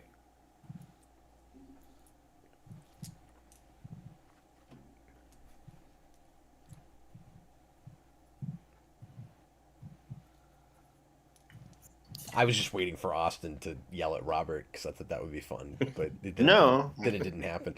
Austin, you Robert, damn you. Yeah. Do you want to read the next one? Because I think you have more than I do, And well, before you get to that, I like how classy this scene is. Do they sleep together? You don't know. It's fine. that's cool. I do like that. It's just like this is a nice, quiet moment. It's too bad with how they take that in the next one. Yeah. Right?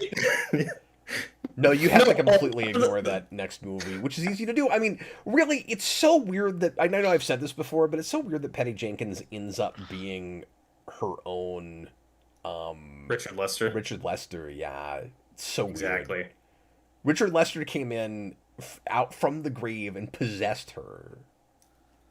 Well, and also to throw Austin a bone, because again, I do have problems with this movie. Also, I'm don't not think looking it's forward perfect. to that. No, you don't. You think this is the greatest film ever made. 100%. Yeah, Austin, not gonna say I like this as much as this other movie, but it's kind of like, even though this is all Patty Jenkins, this is more like the theatrical cut of Superman 2. It's like a halfway Donner Lester for me, but I still really like Superman 2, the theatrical cut. And then 84 is full Lester. I like that analogy a lot. Yeah, I think that makes sense. I like that a lot. So what I'm saying is I don't see this as a full Donner Superman 1. It's that like in between that we got with Superman 2. No, because that's similar to stuff I've always said where people say this movie's very Donner, and I'm like, there's like, because I can see elements of Lester in this, and then obviously the next one's Lester. So you basically put it exactly kind of how I felt anyways. Well, and I almost made a the joke earlier when you said, here's the Donner scene when she's in the alley, and then I was going to be like, and then the next movie is going to be the Lester scene. The entire movie is the Lester scene. Well, that's the whole thing with the romance is the Lester scene.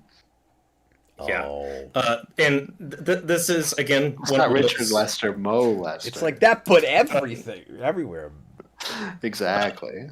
That scene I really liked because you were saying earlier also that you didn't think these guys contributed enough to the plot, and I remember hearing some people say with Charlie like, oh, we never got a payoff. Like typically in these action movies, like, oh, the sniper who panics and can't take the shot, the payoff later is he gets the courage to take the shot. That's how these usually go, and I like that this movie subverts that, where Charlie's the one with PTSD. And we get that scene where he says, "Oh, you guys are better without me," and she says, "Well, then who would sing for us?" Oh, like yeah. what the scene is saying is, That's a nice your moment. value isn't killing people; it's your humanity, Morale. It's like this beautiful thing. I think that's important. I think the movie needs moments like that. Yeah, I just want more character stuff. It's not necessarily like from a plotting perspective, like they need to be more involved with the plot. I just think we get like kind of bare bones moments with them. I just think there should have been more downtime. But I also if think they're going they to be here. serve her, and I don't mean to keep arguing about this, but I also think they serve her character well enough, because what the movie really needs with them is for her to see the positive side of men and man.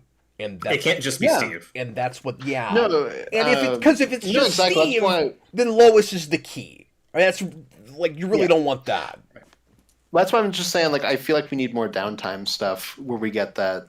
But dude, we have so much more That's than part I of the- thought we would. Like it's all a perspective thing, and also I think the movie's too long, and if we that's shortened it too much, you might lose some of that. But I also think it's too long. Now, I think that third act could probably be cut down quite a bit. But like the story is simple enough. 220 seems really long. I also think to we me. could streamline some of the Themyscira stuff. Yeah, that could have been done what's in there. half the time. No, this whole middle portion we've been watching is like my favorite stuff in the movie. I think the second act is the best part of the movie.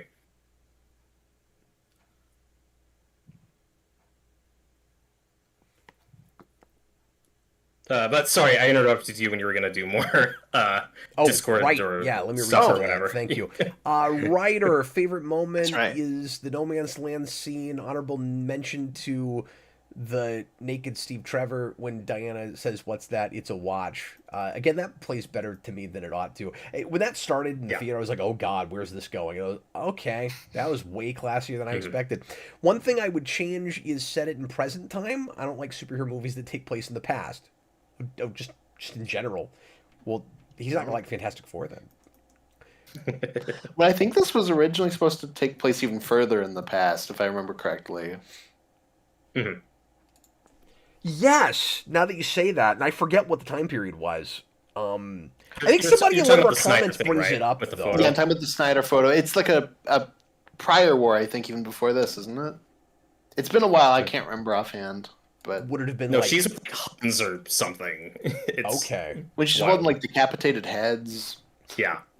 So everybody's saying No Man's Land scene, and so I should gong that because we're well past it now. Kando Tor, No Man's Land scene is the easy pick here. Solid character moment and good action, unless you're Austin. And partly me. I don't love all of that. The whole third act is what he would change. Nebulous green screen Snyder fight feels bad. I agree. And the Ares reveal undercuts the lesson Diana had been learning for the whole movie. I don't totally agree with that, but I do agree that with Same. that it could have gone either way. I was surprised at how competent the movie felt despite an underwhelming lead performance, which was a big concern going in for me, and I think this is easily her strongest performance in this universe. A lot of consensus so far. Yeah. Mm-hmm. And like I said, it's scenes like this where I'm looking at the set, I'm looking at the costumes, I'm looking at the lighting and the color, and I like what we're doing. I think the direction's mostly solid.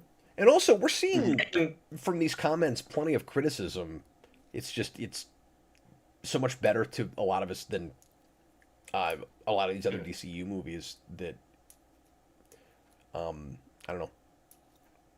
and I do like this scene with Dr. Poison. It's like the only it's the most human stuff you get from her. I like her interaction with Steve here. Well, she just has such a cool, creepy look. Why can't she be the bad Mhm. guy? And why can't we have a scene pretty early where she kills Crap Striker? Because Yeah. I Well, like that and guy. We should, yeah, they should have been merged into one character, and it should just be yeah, Dr. and Poison. Well, he could it's have been such a cool smart- red herring. Where we're like at the point where you know what I would have done with it. I'm rewriting the movie now. At the point where she says that guy is Ares, the very next scene should have been contrive some cool reason for Dr. Poison to take that guy out. That would have been great. But but her look, like the prosthetic she has, is such an inspired choice. Or correct me if I'm wrong. I don't remember offhand like what I Golden think that's Age comic Doctor book. Poison looks like, if she's just like disfigured or has a mask or whatever. But here, because it's in World War I, like that is a World War I accurate prosthetics that a lot of wounded soldiers had. Mhm. That's just really good attention to detail I with the didn't even know time that. period I we're thought that in. was straight off the Mhm. page because I just don't know that character. Yeah, there's a character in Boardwalk Empire, if either of you have ever seen that show, that's a World War I veteran who has like a very similar prosthetic on his face, and it's always reminded me of that. And I really like how this scene ends, where she sees Steve looking at Diana and interprets it as, "Oh, you're distracted by a more beautiful woman. Like this conversation's over." What's actually going on is "Oh crap, Diana's here. She shouldn't be. What's she gonna do?" Okay. Really, really good stuff. Well, and it's cool to Mhm. take a real world thing like that that's just naturally kind of creepy looking and make it feel like an over the top comic book thing, if that's what they're doing. Yeah, because that's not what she looks like in the comics. But I agree. I like this redesign. Well, and it's also kind of cool that she just is naturally stuck with a villain costume all the time. Kind of like a Red Skull or something, except like he can hide it. She's just a supervillain wherever she goes. Mhm. And there's like a tragedy baked into it that's real classic and Phantom of the Opera. Yeah, good call. Yeah, absolutely. How is no one noticing the sword sticking out of her back? I can't deal with It's that. an aesthetic choice, Cap. It's really fancy jewelry. I have no idea. How was she able to hold the sword like that on her back? I don't know. She doesn't have a scabbard or anything. Like, how do you? I don't understand it. Oh, it makes no sense. Austin, have you ever liked this actor in anything? I feel like we've talked about this. Well, I don't want to bully him, but I do feel like I do. he picks a lot of bad choices. No, that's not fair. He gets stuck as a lot of That's lame not fair. villains. But Yeah. I always feel think bad like for this- him. I'm mad at him because of Stryker, but it's not his fault. He's just taking a paycheck. Yeah. That's fine. I think he's Yeah. fun in what is it, 30 Days of Night? But there he just gets to be an over the Oh, top. it's been so long since I've I seen that. remember hating that movie with a burning passion. and I have really and I will like I'm the only person I've ever heard say that. People still to this day talk that movie up, and I'm like, I don't understand. But I haven't seen it in like 15 years. But I remember freaking hating that. See, I never knew what the consensus for that movie was, but I think I saw it when it came out, or at least part of it. I wonder if also anybody's not ever really gone back to reading it. Draven G says he was just in the Crow remake. Yes, he was. He was Yes, really he bad there was. too. Oh god. Okay, great. Says he's great in Succession. Yes, I have heard that, but I've never seen Okay, that okay, show. that's the thing people say he's good at. Okay, I knew there was something. Well, Oh, fine. okay. Succession, I'll but- watch something from that so that I can not be as mad at him. It's not his fault. I hear that show's amazing, so yeah, if he's great in that, that's great. Just that I only know him Wonder says he's for not a really great bad actor. movies. Dan said Danny Houston is Hollywood royalty, so I wouldn't feel too bad about him. Wow. Oh, okay, well, never mind. Screw that guy. Wow. Dude, this has been a night of just throwing people under the bus, is it not? Who was Yeah, I being mean to exactly. during the Snyder or during this Suicide Squad commentary? I can't remember. There's somebody that I was like, This scene, I think we could have sat on a bit longer, but I do like this scene. I think it's a good gut punch that I mean, all those we're- people they saved. very at nice to Village Leto, are but not who is dead. nice to Leto, really? Yeah. No, I like this as a moment. I think we have a bit of a double beat. Like, 'cause I agree. Like, I think we should hold on this a little bit longer.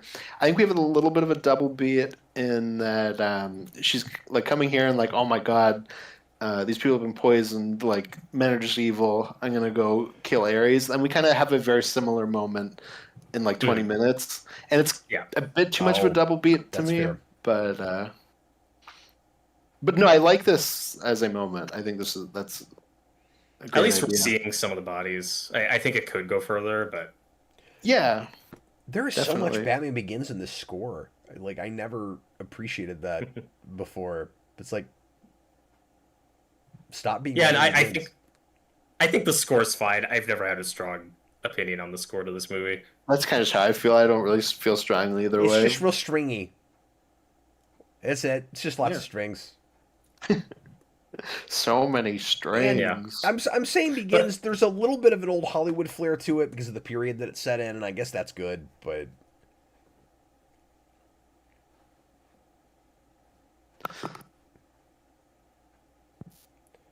I will kill him.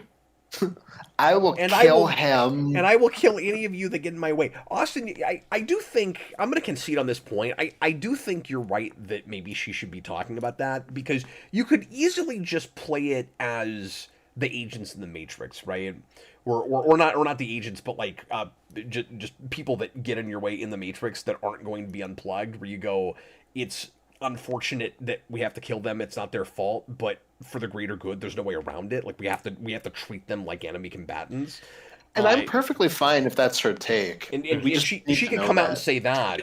We're That's just how I've always read it, but I'm not saying Austin's wrong that we could talk about like it. maybe more. we should bring Like that up. That's totally fair.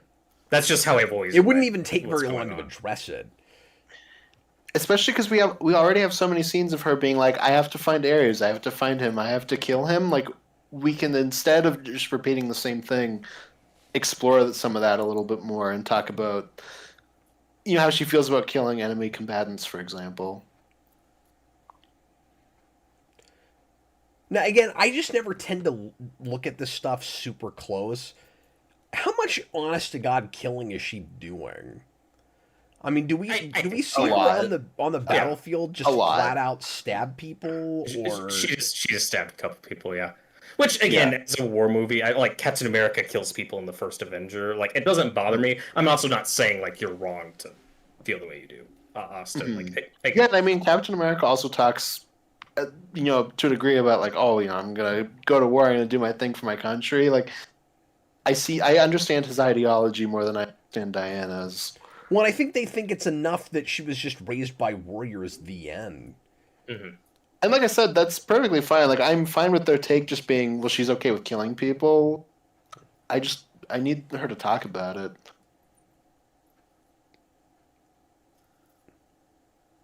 Like, that's not my preferred take, but that's fine if that's the movie you're making.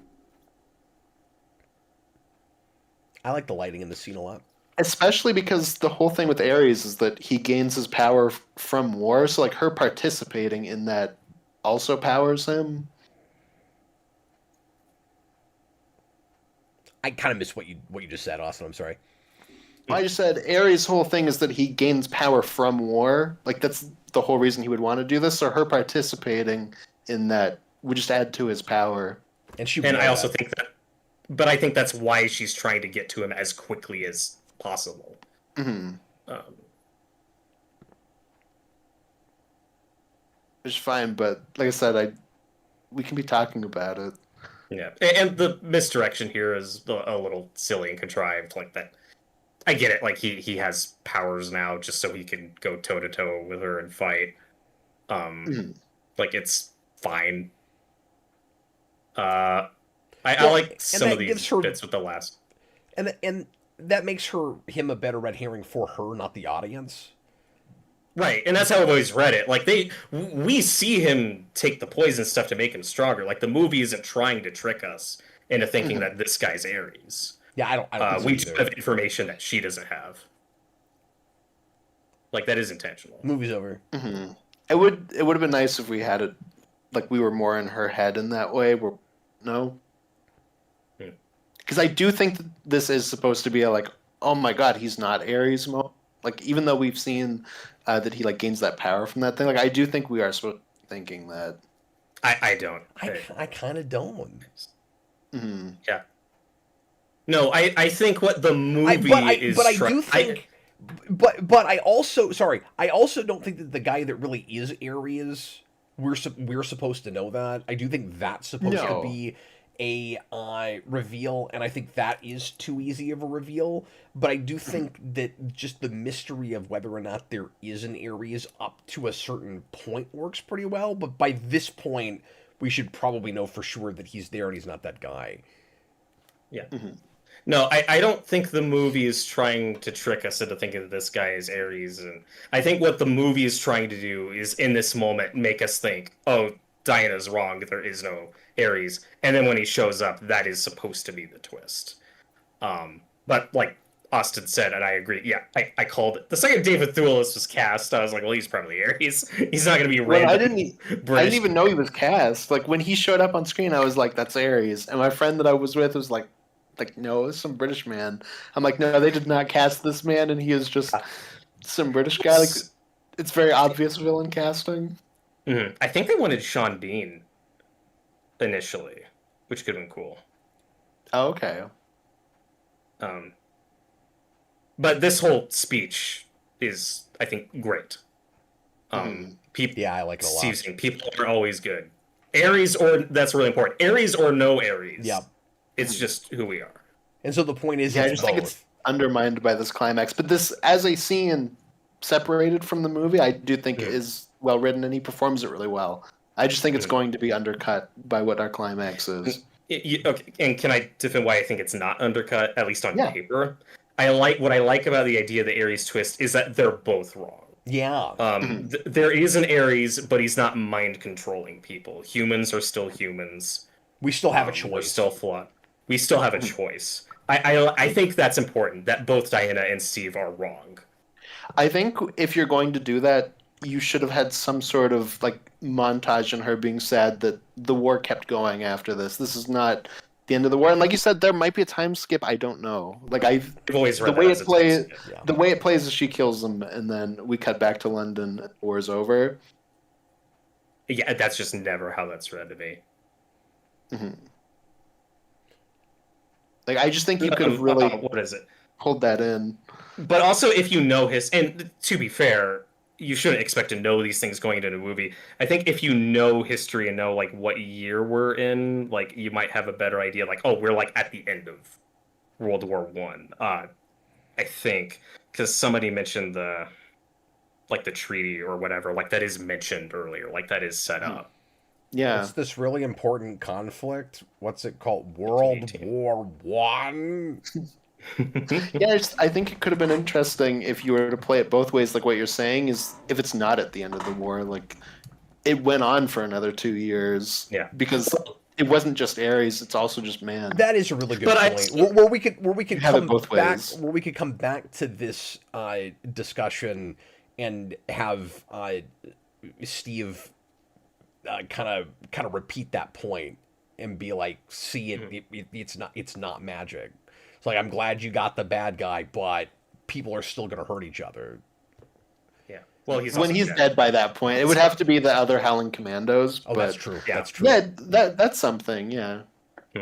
Well, okay, and to your point, Austin, I think the epilogue in this movie is a little I knew he was awkward. dead. It's 1 a.m. I'm dumb. But Exactly. I'm just trying to defend Patty Jenkins on this. It's just what she's stuck with what's canon with the BVS movie, where she doesn't want this to end on a downer, where Diana like completely abandons people, but that's also kind of the status quo of the last movie. So I think it's a deliberate choice to not dwell on that stuff at the end, which it can't be seen as a problem. Like, totally fair. I agree that the epilogue of this movie is a little awkward. Well, okay. Well, yeah, I don't like the this. bookend either, like the present day bookend at the beginning and end. I like it with the photo, and that is paying off BVS, so that's something. Let me suggest this though. What if, Austin, you got to the end of this, and if you're stuck with the going in the hiding thing and all of that, you're like you said in the middle of the war, and she realizes that her role was to deal with the supernatural component of this, and mankind has to deal with itself. And she says, "I can't win this war for you. Like what I've realized is you're all making choices. Some of them are the wrong ones. It would be wrong of me to come in and fix this conflict because then you're not going to learn nothing." And then that would give obviously we never do anything with this in Justice League or anything, but that would give her and Superman a really interesting parallel down the line, because Superman's always having to deal with, do I just go and solve the world's conflicts for them and stop like foreign nations from fighting each other and all of that? Like, it would be cool if she learned that lesson earlier than Superman, maybe had to help him deal with it down the line, that kind of thing. But that would be a great way. And Robert, I don't think that's too much of a downer ending. Yeah, and I've always read that as what's going on and why she doesn't participate in World War II, because that was a big criticism people had, was, well, why didn't she fight in World War II? And I always read it as like, well, no, the lesson she learned is that she's not going to be like, that's humanity's choice and problem. But then and that that's wraps it up. The movie needs to talk about it more. Yeah, I agree. exactly. That wraps it up in a way where we know what the motivation is, and she should come right out and say, I can't fight man's battles for them. That should have been. I agree. And here we get the Zeus twist, the New 52 origin stuff, which I'm indifferent to, but I don't have a dog in this fight. Well, yeah, well, and especially, what you're saying, Cap, with that, that's also a better speech for her to give at the end than just, I choose love, which is very trite when we get to that at the end of this movie. It is trite. That's sappy in a way that doesn't land for me. No, like I said, the movie loses me in the last 15 minutes, and I was always able to look at the rest of it and go, I mean, I liked it up to this point, so, it's not... It's not completely ruined for me. Yeah, and people keep going on and on about the third act, and I don't know, it's like we're an hour and 50 minutes into this movie, and I mostly really like it. I'm still liking more than Austin does. But, so far, I haven't had a ton of major complaints. Mm-hmm.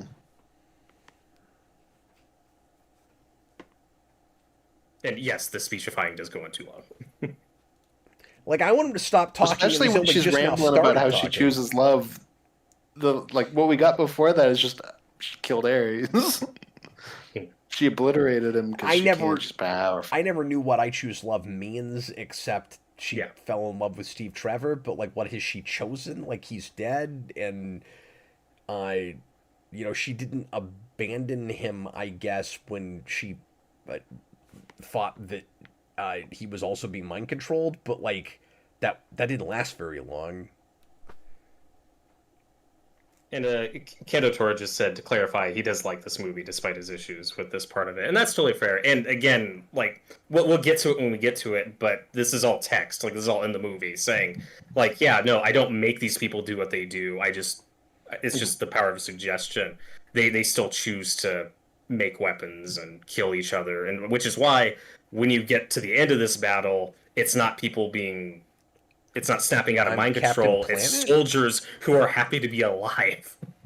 I just can't believe he actually said with our powers combined. Like, yeah. You can't. No, and this is bad green screen. Yeah, with that green screen combined. Yeah. Captain Green Screen. And I think a lot of green screen. Yeah, and I could roll with this take on Ares, like being more unassuming and weak looking. It's that problem of we then try to make him look intimidating and it doesn't work. You gotta go all the way with that. You have this thing where like he's gonna show up in like the CGI armor, and it's like you have this Suicide Squad and then Steppenwolf right after this, and they're all just kind of so generically like interchangeable. Yeah. Mm-hmm. Yeah, they look like dollar store action figures every time. Yeah, they're all just kind of in the same league of how it looks. Unextraordinary non-gentlemen. Yeah. Mm-hmm. Exactly.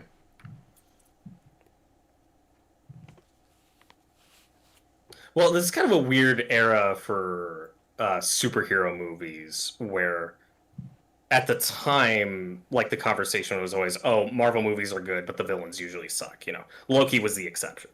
When we're in the period where they're trying harder. Yeah. But by the time you get to this movie, it's like Marvel's doing better of that with Guardians 2 and Vulture and Spider-Man. Civil War. And then DC... Oh, sorry, go on. People really like the villain in Civil War. That's the year right before this. Yeah. And then with DC, it was always like, well, as far as the movies go, you have the Dark Knight trilogy. DC does villains better than Marvel does. And after Man of Steel, it's like a complete nosedive for the DCEU in terms of villains. And I know Austin doesn't like Zod and Man of Steel. I do. But it's all downhill from there for me. I think the only good villain was Starro. I was going to say, besides Starro, like, is there a good villain in any of these movies? Yeah, it's Starro. Any of them? That's the best one. We're going to have to sit through all of these. There's no good villains. Black Mask. and I didn't like that, but people do. It's going to be weird watching that again, though, because I don't remember it very well. I only saw it the one time. What a strange exercise this is. And, like, we keep talking about, it's all about perspective and context. Like, both this and Suicide Squad have terrible CGI in the third act. I'm still more engaged with the story in this film, and at least thematically, I mostly understand what's going on. After the point, though, where Ares explains that he was just whispering to people, and that's really important exposition, everything else after that is just pointless and lost on me, and sounds like dialogue written for a boss fight, and I hate that feeling. One of my least favorite feelings in a modern superhero movie is I'm just watching a boss fight. I like this moment where she can't hear after the explosion. That's good. Mm-hmm. Well, he's trying to explain to her the whole thing with the plan. And one thing I hear from people is like, oh, this movie's good, just don't watch the last 20 minutes. And I've never agreed, because yes, the stuff with Ares is mostly bad, but every time we cut back to Steve, like, I'm back on board. Like, all the Steve stuff works. And I'm still locked in, and it's emotional, and I think it's earned. Yeah, but we get more with Diana and Ares. Like, it is a big part of this. Oh, yeah, I'm not saying it's not. Yeah. it is the worst part of the movie. I'm just saying we're at least cutting back to something I think is working, and I stand by what I said earlier. Compared to the first Avenger, Steve's sacrifice, I think this works a million times better And you than that, can't which is just why I not watch like the this last movie more 20 than that. minutes because that terrible speech has really important exposition at the start of it. And now it's Terminator 2. Yeah, and this is just generic. No, it's modern Terminator Dark stuff. Fate. Oh no, don't say that's like profanity on the channel. I don't want to hear the name of that movie Yeah, come up. don't worry, I'm not gonna call him Carl Cap. It's okay. Okay. Braden Atkinson said our snut combined. With our snot combined, we Austin, read another shall bring comment, back man. the Snyderverse. We got time yes. now. Read us another comment. Yes, it's just bad CGI. Okay. Yeah. From Serial When Pigs Fly. My favorite part is not a scene, but I just think Chris Pine gives a great performance. Yep. I would make Dr. Poison the main antagonist instead of a side villain. Yep. Most surprising thing was the twist villain just didn't need to be there. And question, what do you think is Godot's worst line delivery in this film? What is it, Austin? I don't know if I can name one. I don't know. It's maybe that part where you told Chris Pine he was lying after that scene with the meeting. I don't know. It's hard to say. That's a rough line delivery. Well, and I'm gonna say they needed to go back and they needed to give her a lozenge and wait a couple at the hours. beginning part? And then let her say her lines when she's not a horse. That was strange. That's not even her fault. See, it's not like she sounds as like mean that all the as time. I am to Gal Gadot, I didn't say she was a horse. I don't want to talk about horses anymore this evening.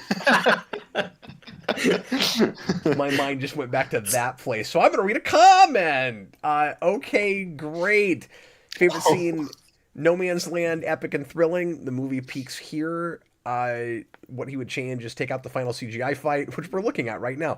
I like the twist that Ares was one of the men working behind the scenes. This should have led to a smaller scale climax where Diana has to use brains instead of brawn to win.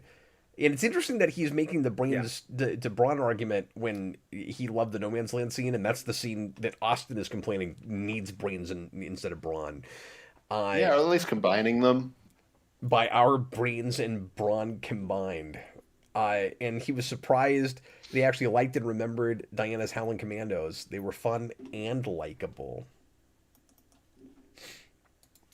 Is it fair if I were to complain also that, I mean, notwithstanding that Steve Trevor is trying to get on a plane in the scene, but this setting for your big bad guy showdown is just kind of boring. Like, you're just on a runway in the dark on asphalt. Like, it's so dull to me.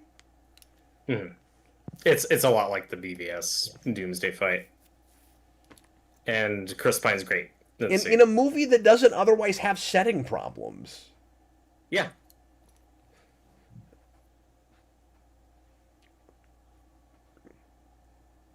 Nope, it's that. That's the worst. No, that's yeah. the moment. That's exactly where my mind went to. That's the moment. Sorry, I forgot about that. And she's still doing it. She says no for like 9 hours. It's a long no. I mean, that is giving Revenge of the Sith a run for its money.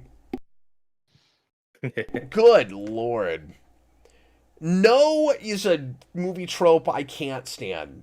It should be barred from movies. Your reaction to something horrible happening can never be yelling the word no. No. I hate this. I hate this part. Yeah, this is awful. Okay, we get Get out it. of here, Robert. The Steve part's already gone. There's still so much more climax left. We're not cutting back to anything. Yeah, this is the worst part of the movie. And it's like you guys said earlier, like the way she defeats him, it's like just because she's stronger, it's unclear, the way the fight ends like isn't satisfying. Well, you guys were talking about how this movie is a combination of Thor and First Avenger, and this is like if the Destroyer started talking. And he was like, "Ooh, I'm going to kill you."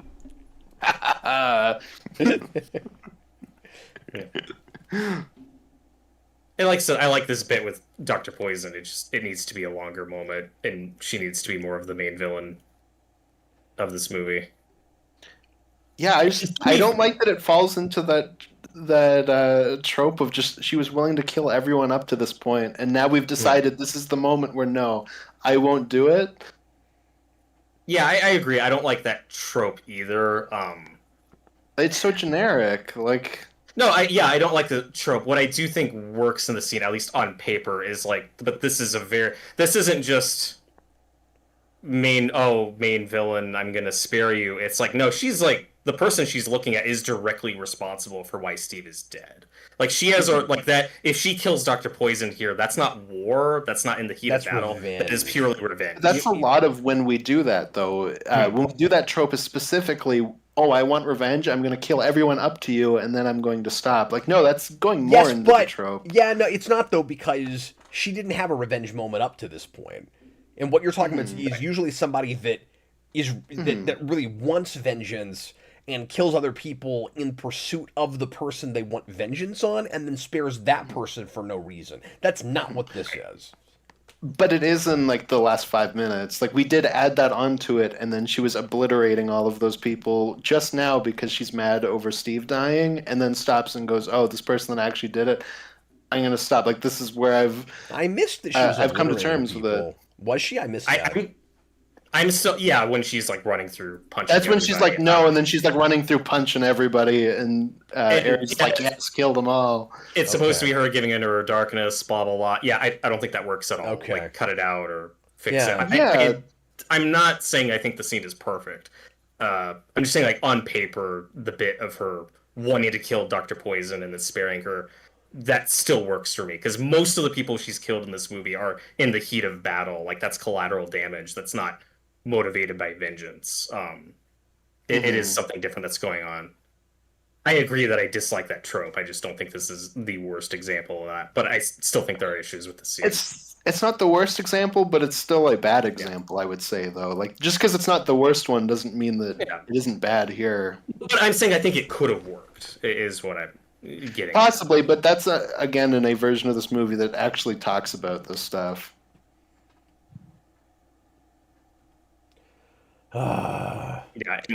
This is the part of the movie where I just I will destroy you. No, I choose love. It just becomes a completely different movie.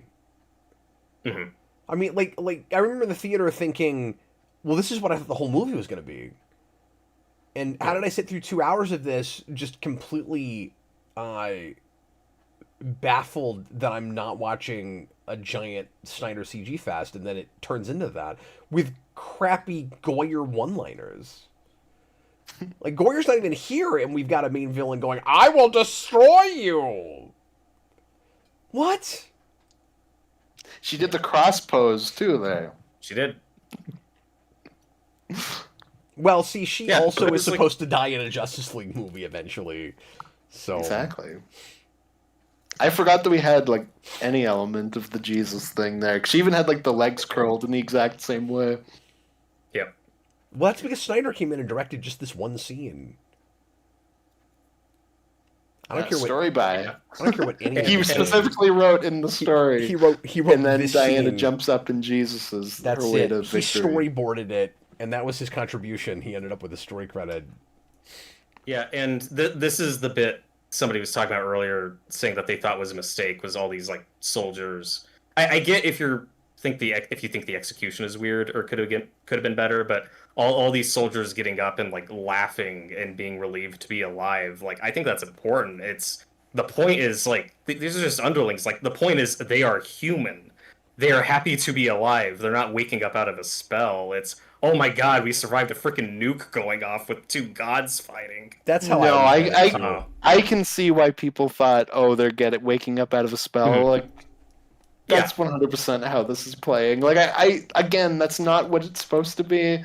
In terms of what Ares is doing, I can 100% see why people say that when we cut to the German soldiers and they're like taking their masks off, like, oh, like I can finally breathe again, like I'm me again. Like it did play like that.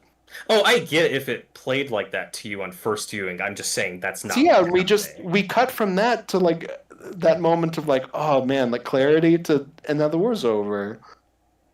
Yeah, and I've always read this as a time skip. It has to be. They were in one place and now she's in another. This isn't. Well, no, I get that, but like I don't. It doesn't play like, oh, like any amount of time has happened. He's like, saying it watches like it's the next day or something. Yeah, and not months later. And it easily could be like to fly from Germany to London, like absolutely could be the next day. And like I said, like this is 1918. Like the war was already ending. I've never read. I get why you read it that way. I've just never read it. Well, that's just how the movie's portraying it. Like I'm just saying, like this is exactly how it's shot. Yeah, but like I said, the treaty or whatever, like it is mentioned earlier. What finally ended the war? Like it is set up, like that is going on. Like it is established that we're near the end of it. But if they don't stop this thing, then it could. You keep guys going. are both right. That's about perceived this, sacrifice. Yeah, there's like a line when they're in London, like, oh, we're working on a treaty. But like in terms of just how the movie's playing right now, it does very much play like, oh, she killed Ares, the war is over now. Yeah. But like I said, that's why what Steve does matters, because if they fail, then the war could keep going with that gas. Yeah, but what Austin's saying is you can't be totally sure about that because we kill Ares, the very next scene it looks like the war's over, and so maybe that's all you had to do, and Steve didn't actually have to do what he did. Yeah, I'm just saying, don't like hard cut to the war is over. Yeah, like you could have had a scene in between. Like that's fair. Like I said, it's just never bothered me.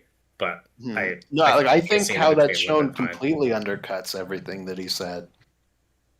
And that's a great scene. Like I do think his speech is really good. Yeah, I still think it undercuts it. I'm sitting in the middle. I'm a total fence sitter tonight, but I'm not agreeing with Austin that it totally undercuts everything. But now that we've talked through the I think much more sober and realistic notion of she has to come to terms with what would be incorrect for her to try to change. I wish they'd changed it to where it was earlier in the war, and she's got to kind of sit around and watch the rest of it play out. I think that would be a much stronger ending. But I also think you could do exactly what you're suggesting with World War II. If we talk about World War II, well, then just talk about that, and in time jump to that. You could have had like some sort of montage through history to present day instead of just cutting hard to present day. That's true too. This is the shot you'll see in a second that is just the one where she blows through the tower. She doesn't have the shield though. That's different. No, they CGI'd it out. It's the same. It's the exact same shot. That's pretty. It's super lazy. That. God, that is lazy. But no, Austin. What if now? This would be a more downer ending, and might also look kind of heavy-handed. But what if you did a time jump at the end of this, where World War II starts, and she's having to come to terms with Hitler came to power, and there is no Ares. Mm-hmm. You know, like an even worse thing is happening now. Like, you know, here comes the Holocaust, and there's not this guy mind controlling people behind it, or breathing in people's ears or whatever. Let's go ahead and finish up these comments, Austin. Yeah. Is it my turn? Yes, I did the last one. Okay. Sorry, let me get my bearings here. Joe Does Turner, this have an after credits scene? I don't think so. I don't think it does. It doesn't. Okay. And Draven the Armistice is what I was talking about. Yeah, that was mentioned earlier. Okay, sorry, go on. Yeah, so I don't want to rehash stuff we've just talked about. Joe, because I was gonna say something, I'm like, I've done my bit on that. Joe Turner, favorite scene, probably when she climbs out of the trench and starts advancing through no man's land. A pun I'm only now noticing. How's it a pun? Oh, because she's a woman and she didn't grow up with men. That's true. I never thought about that. What main thing would you change about the movie? Remove the Ares fight completely. It drags the whole movie down. Yes, it does. And it's difficult to take seriously due to the corny dialogue, generic CG action, and distracting mustache. What is it with DCEU movies and mustache problems?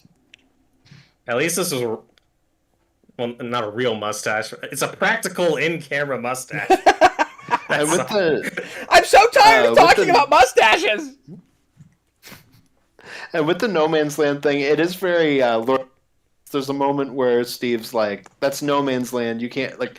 No man survives like going out there or whatever, and she's like, "I'm no man." It's like almost like word for word the Lord of the Rings, but which isn't an issue. I'm just saying like that is in the movie. Okay, so yeah, so that is a clear intended pun. I honestly did not remember that, and we talked over it.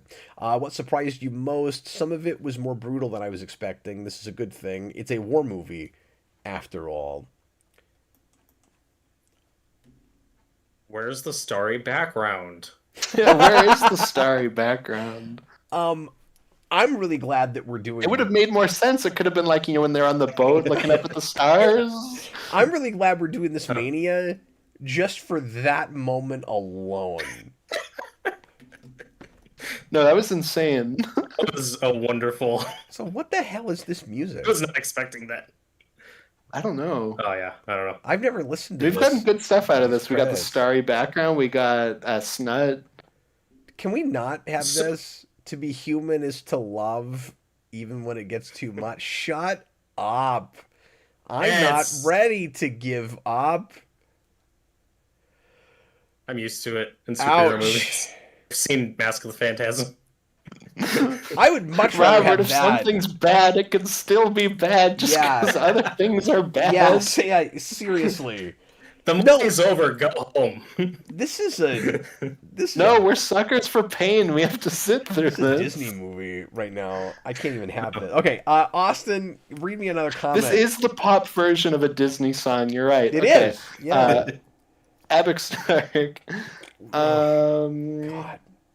Okay, sorry. I was trying to find because he wrote it all together. So I was trying to hate find the this Wonder Woman part. music.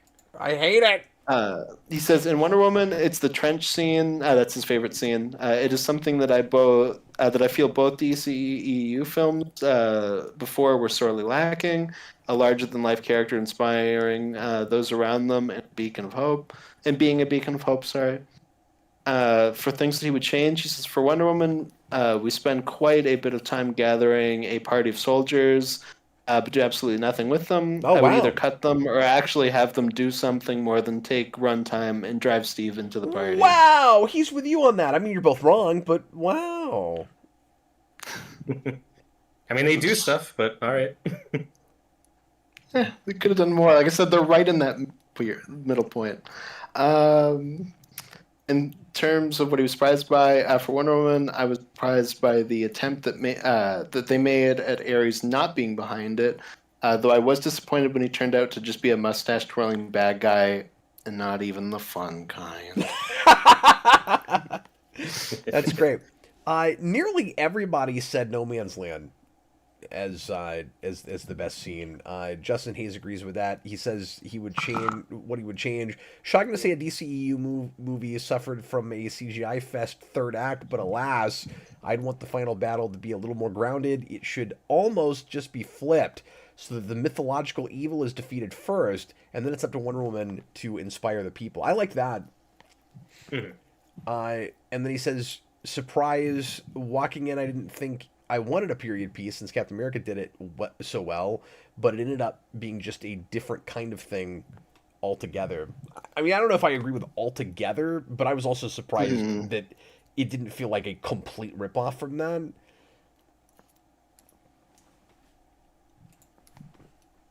Yeah, like you said, there's a lot of both Thor and First Avenger in this movie, but not in a way that's like ever bothered me or taken me out of it. And I do prefer this to those, but again, it's my opinion. No, that's not your opinion. Get Well, out of here. and as silly as some of the fish out of water stuff is with Thor, I actually did laugh at some of that, and this isn't playing it for comedy constantly, but the couple places where it does, it's not actually funny. And Yeah. Well, and Thor, I also at like least- Thor more than you guys do. I like that movie fine. I mean, I also like. Yeah, I mean, I'll give it. I'm gonna be the Hemsworth odd and man Evans out can act. on that one. I don't really care for that movie. Is my but then I think they just get worse as it goes along. So like, it is the best of them. That movie's fun. It's fine enough. But like, I like John... that. Sorry, I just gotta say this. I like that nobody backs into Wonder Woman with a car. That's true. I'm glad we don't have that. True. So from John, he says favorite scene is No Man's Land. Things I changed the third act. It turns into a typical superhero fight when it could have been much more. Things that surprised me: Steve and Diana's chemistry. That's all I have. Are you out? Oh, sorry, I thought you had more. Okay. No. And then Super Billy. We had the one thing that he earlier liked- that only did Suicide Squad, so I'm out. Oh, okay. I gotcha.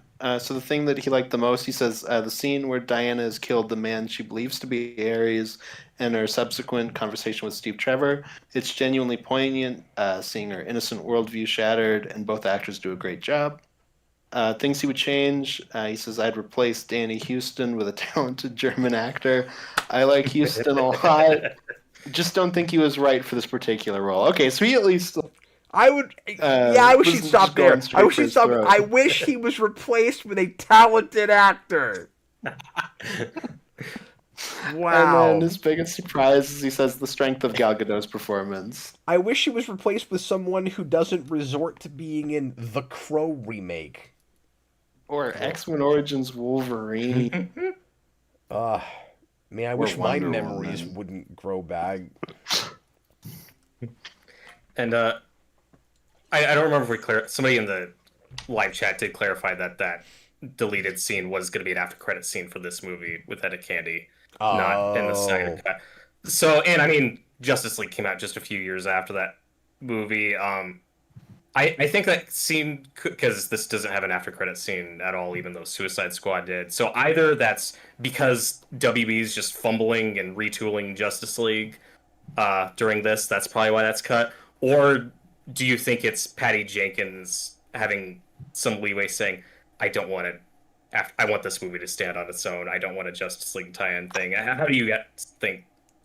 I can see it either way. It could also just be like awkward, like Etta Candy finds evidence of the mother boxes in World War One. Like, What is that even leading to exactly? I could see them just being like, yeah, what is this? Like, okay, and well, it's the same thing as the Steppenwolf thing in BVS, where you see Lex Luthor looking at Steppenwolf and you have no idea what he's looking at. But like with Etta Candy, it's like That's that random. doesn't lead to anything. Yeah, like, that's and even then worse decades because later. and then it's But also, decades later. Justice League is being refilmed and retooled while they're making this movie. So, Yeah, could we have done like time stuff? Yeah, I was gonna say I still don't see how that would have ever connected, and it would seem really like oddly convenient that she finds that here just because this is the time period this movie takes place in, and then it doesn't pay off until like a lot of years later. I'm saying all that to say I'm glad the scene was cut. It's weird. This movie doesn't need it. What if it was like a 89-year-old Etta Candy? It was like A in the present day. 120-year-old Etta Candy. Yeah. Oh yeah, no, she'd be a lot older, wouldn't she? Or What if it was just the ending of Titanic, where she's on a boat and she's like, I don't need this mother box anymore, and So she dumps it in the sea. So this would have been. That's so Titanic. So this would have been extremely contrived or convoluted, I should say. It's one of those 3 C words, convoluted. But Austin, what if you like cast Etta Candy, or the actress that played Etta Candy, as like her granddaughter, who then finds the mother boxes later, and then that would be amusingly a callback to the TV show where you had the actor who plays Steve Trevor play his son. Mm-hmm. I don't doubt that idea was considered, at the very least. I've seen these movies. I've seen Wonder Woman 84. No one would have had any idea what was happening. What I love about this idea, though, is that Chris Pine in World War One, who's like, I don't know, like mid-30s, like let's just say, um, in like 1918, he's in his mid-30s, he dies. In 2016, his son, who is also in his mid-30s, is hanging around. I love this idea. That's what I thought they were going to do in 1984. That's a great plan. When we found out he was in it, and then it turns out that he's just the same character brought back to life. I'm not looking forward to having to sit through that again. That's gonna be especially because that movie's like nearly 3 hours long. It's also a long movie. It's one of the least justified long movies I've ever seen. Like nothing about this suggests even a 2 hour and 15-minute runtime. That movie should have been an hour and a half long.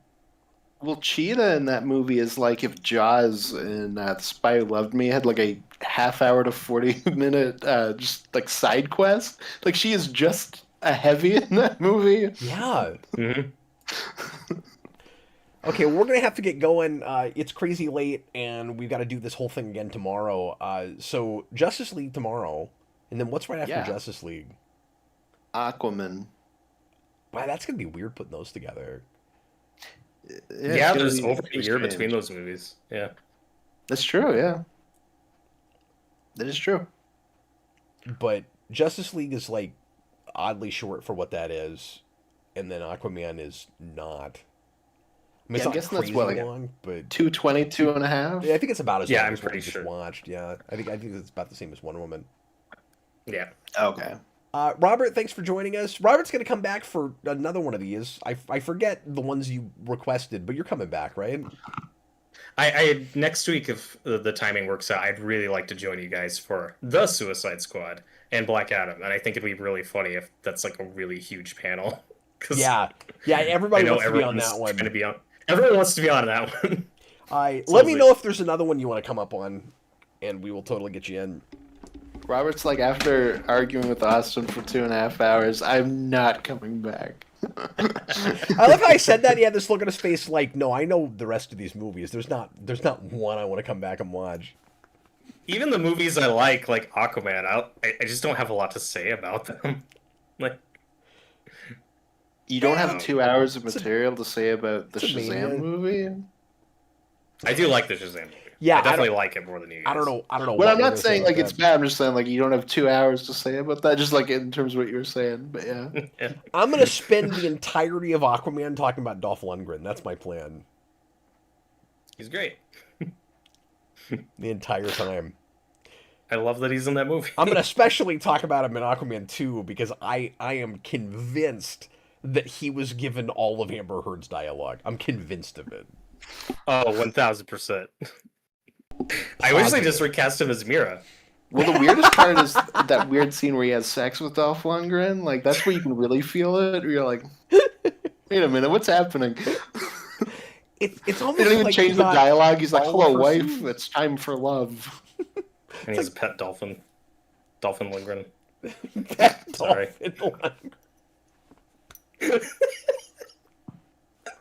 That's only funny at 2 a.m.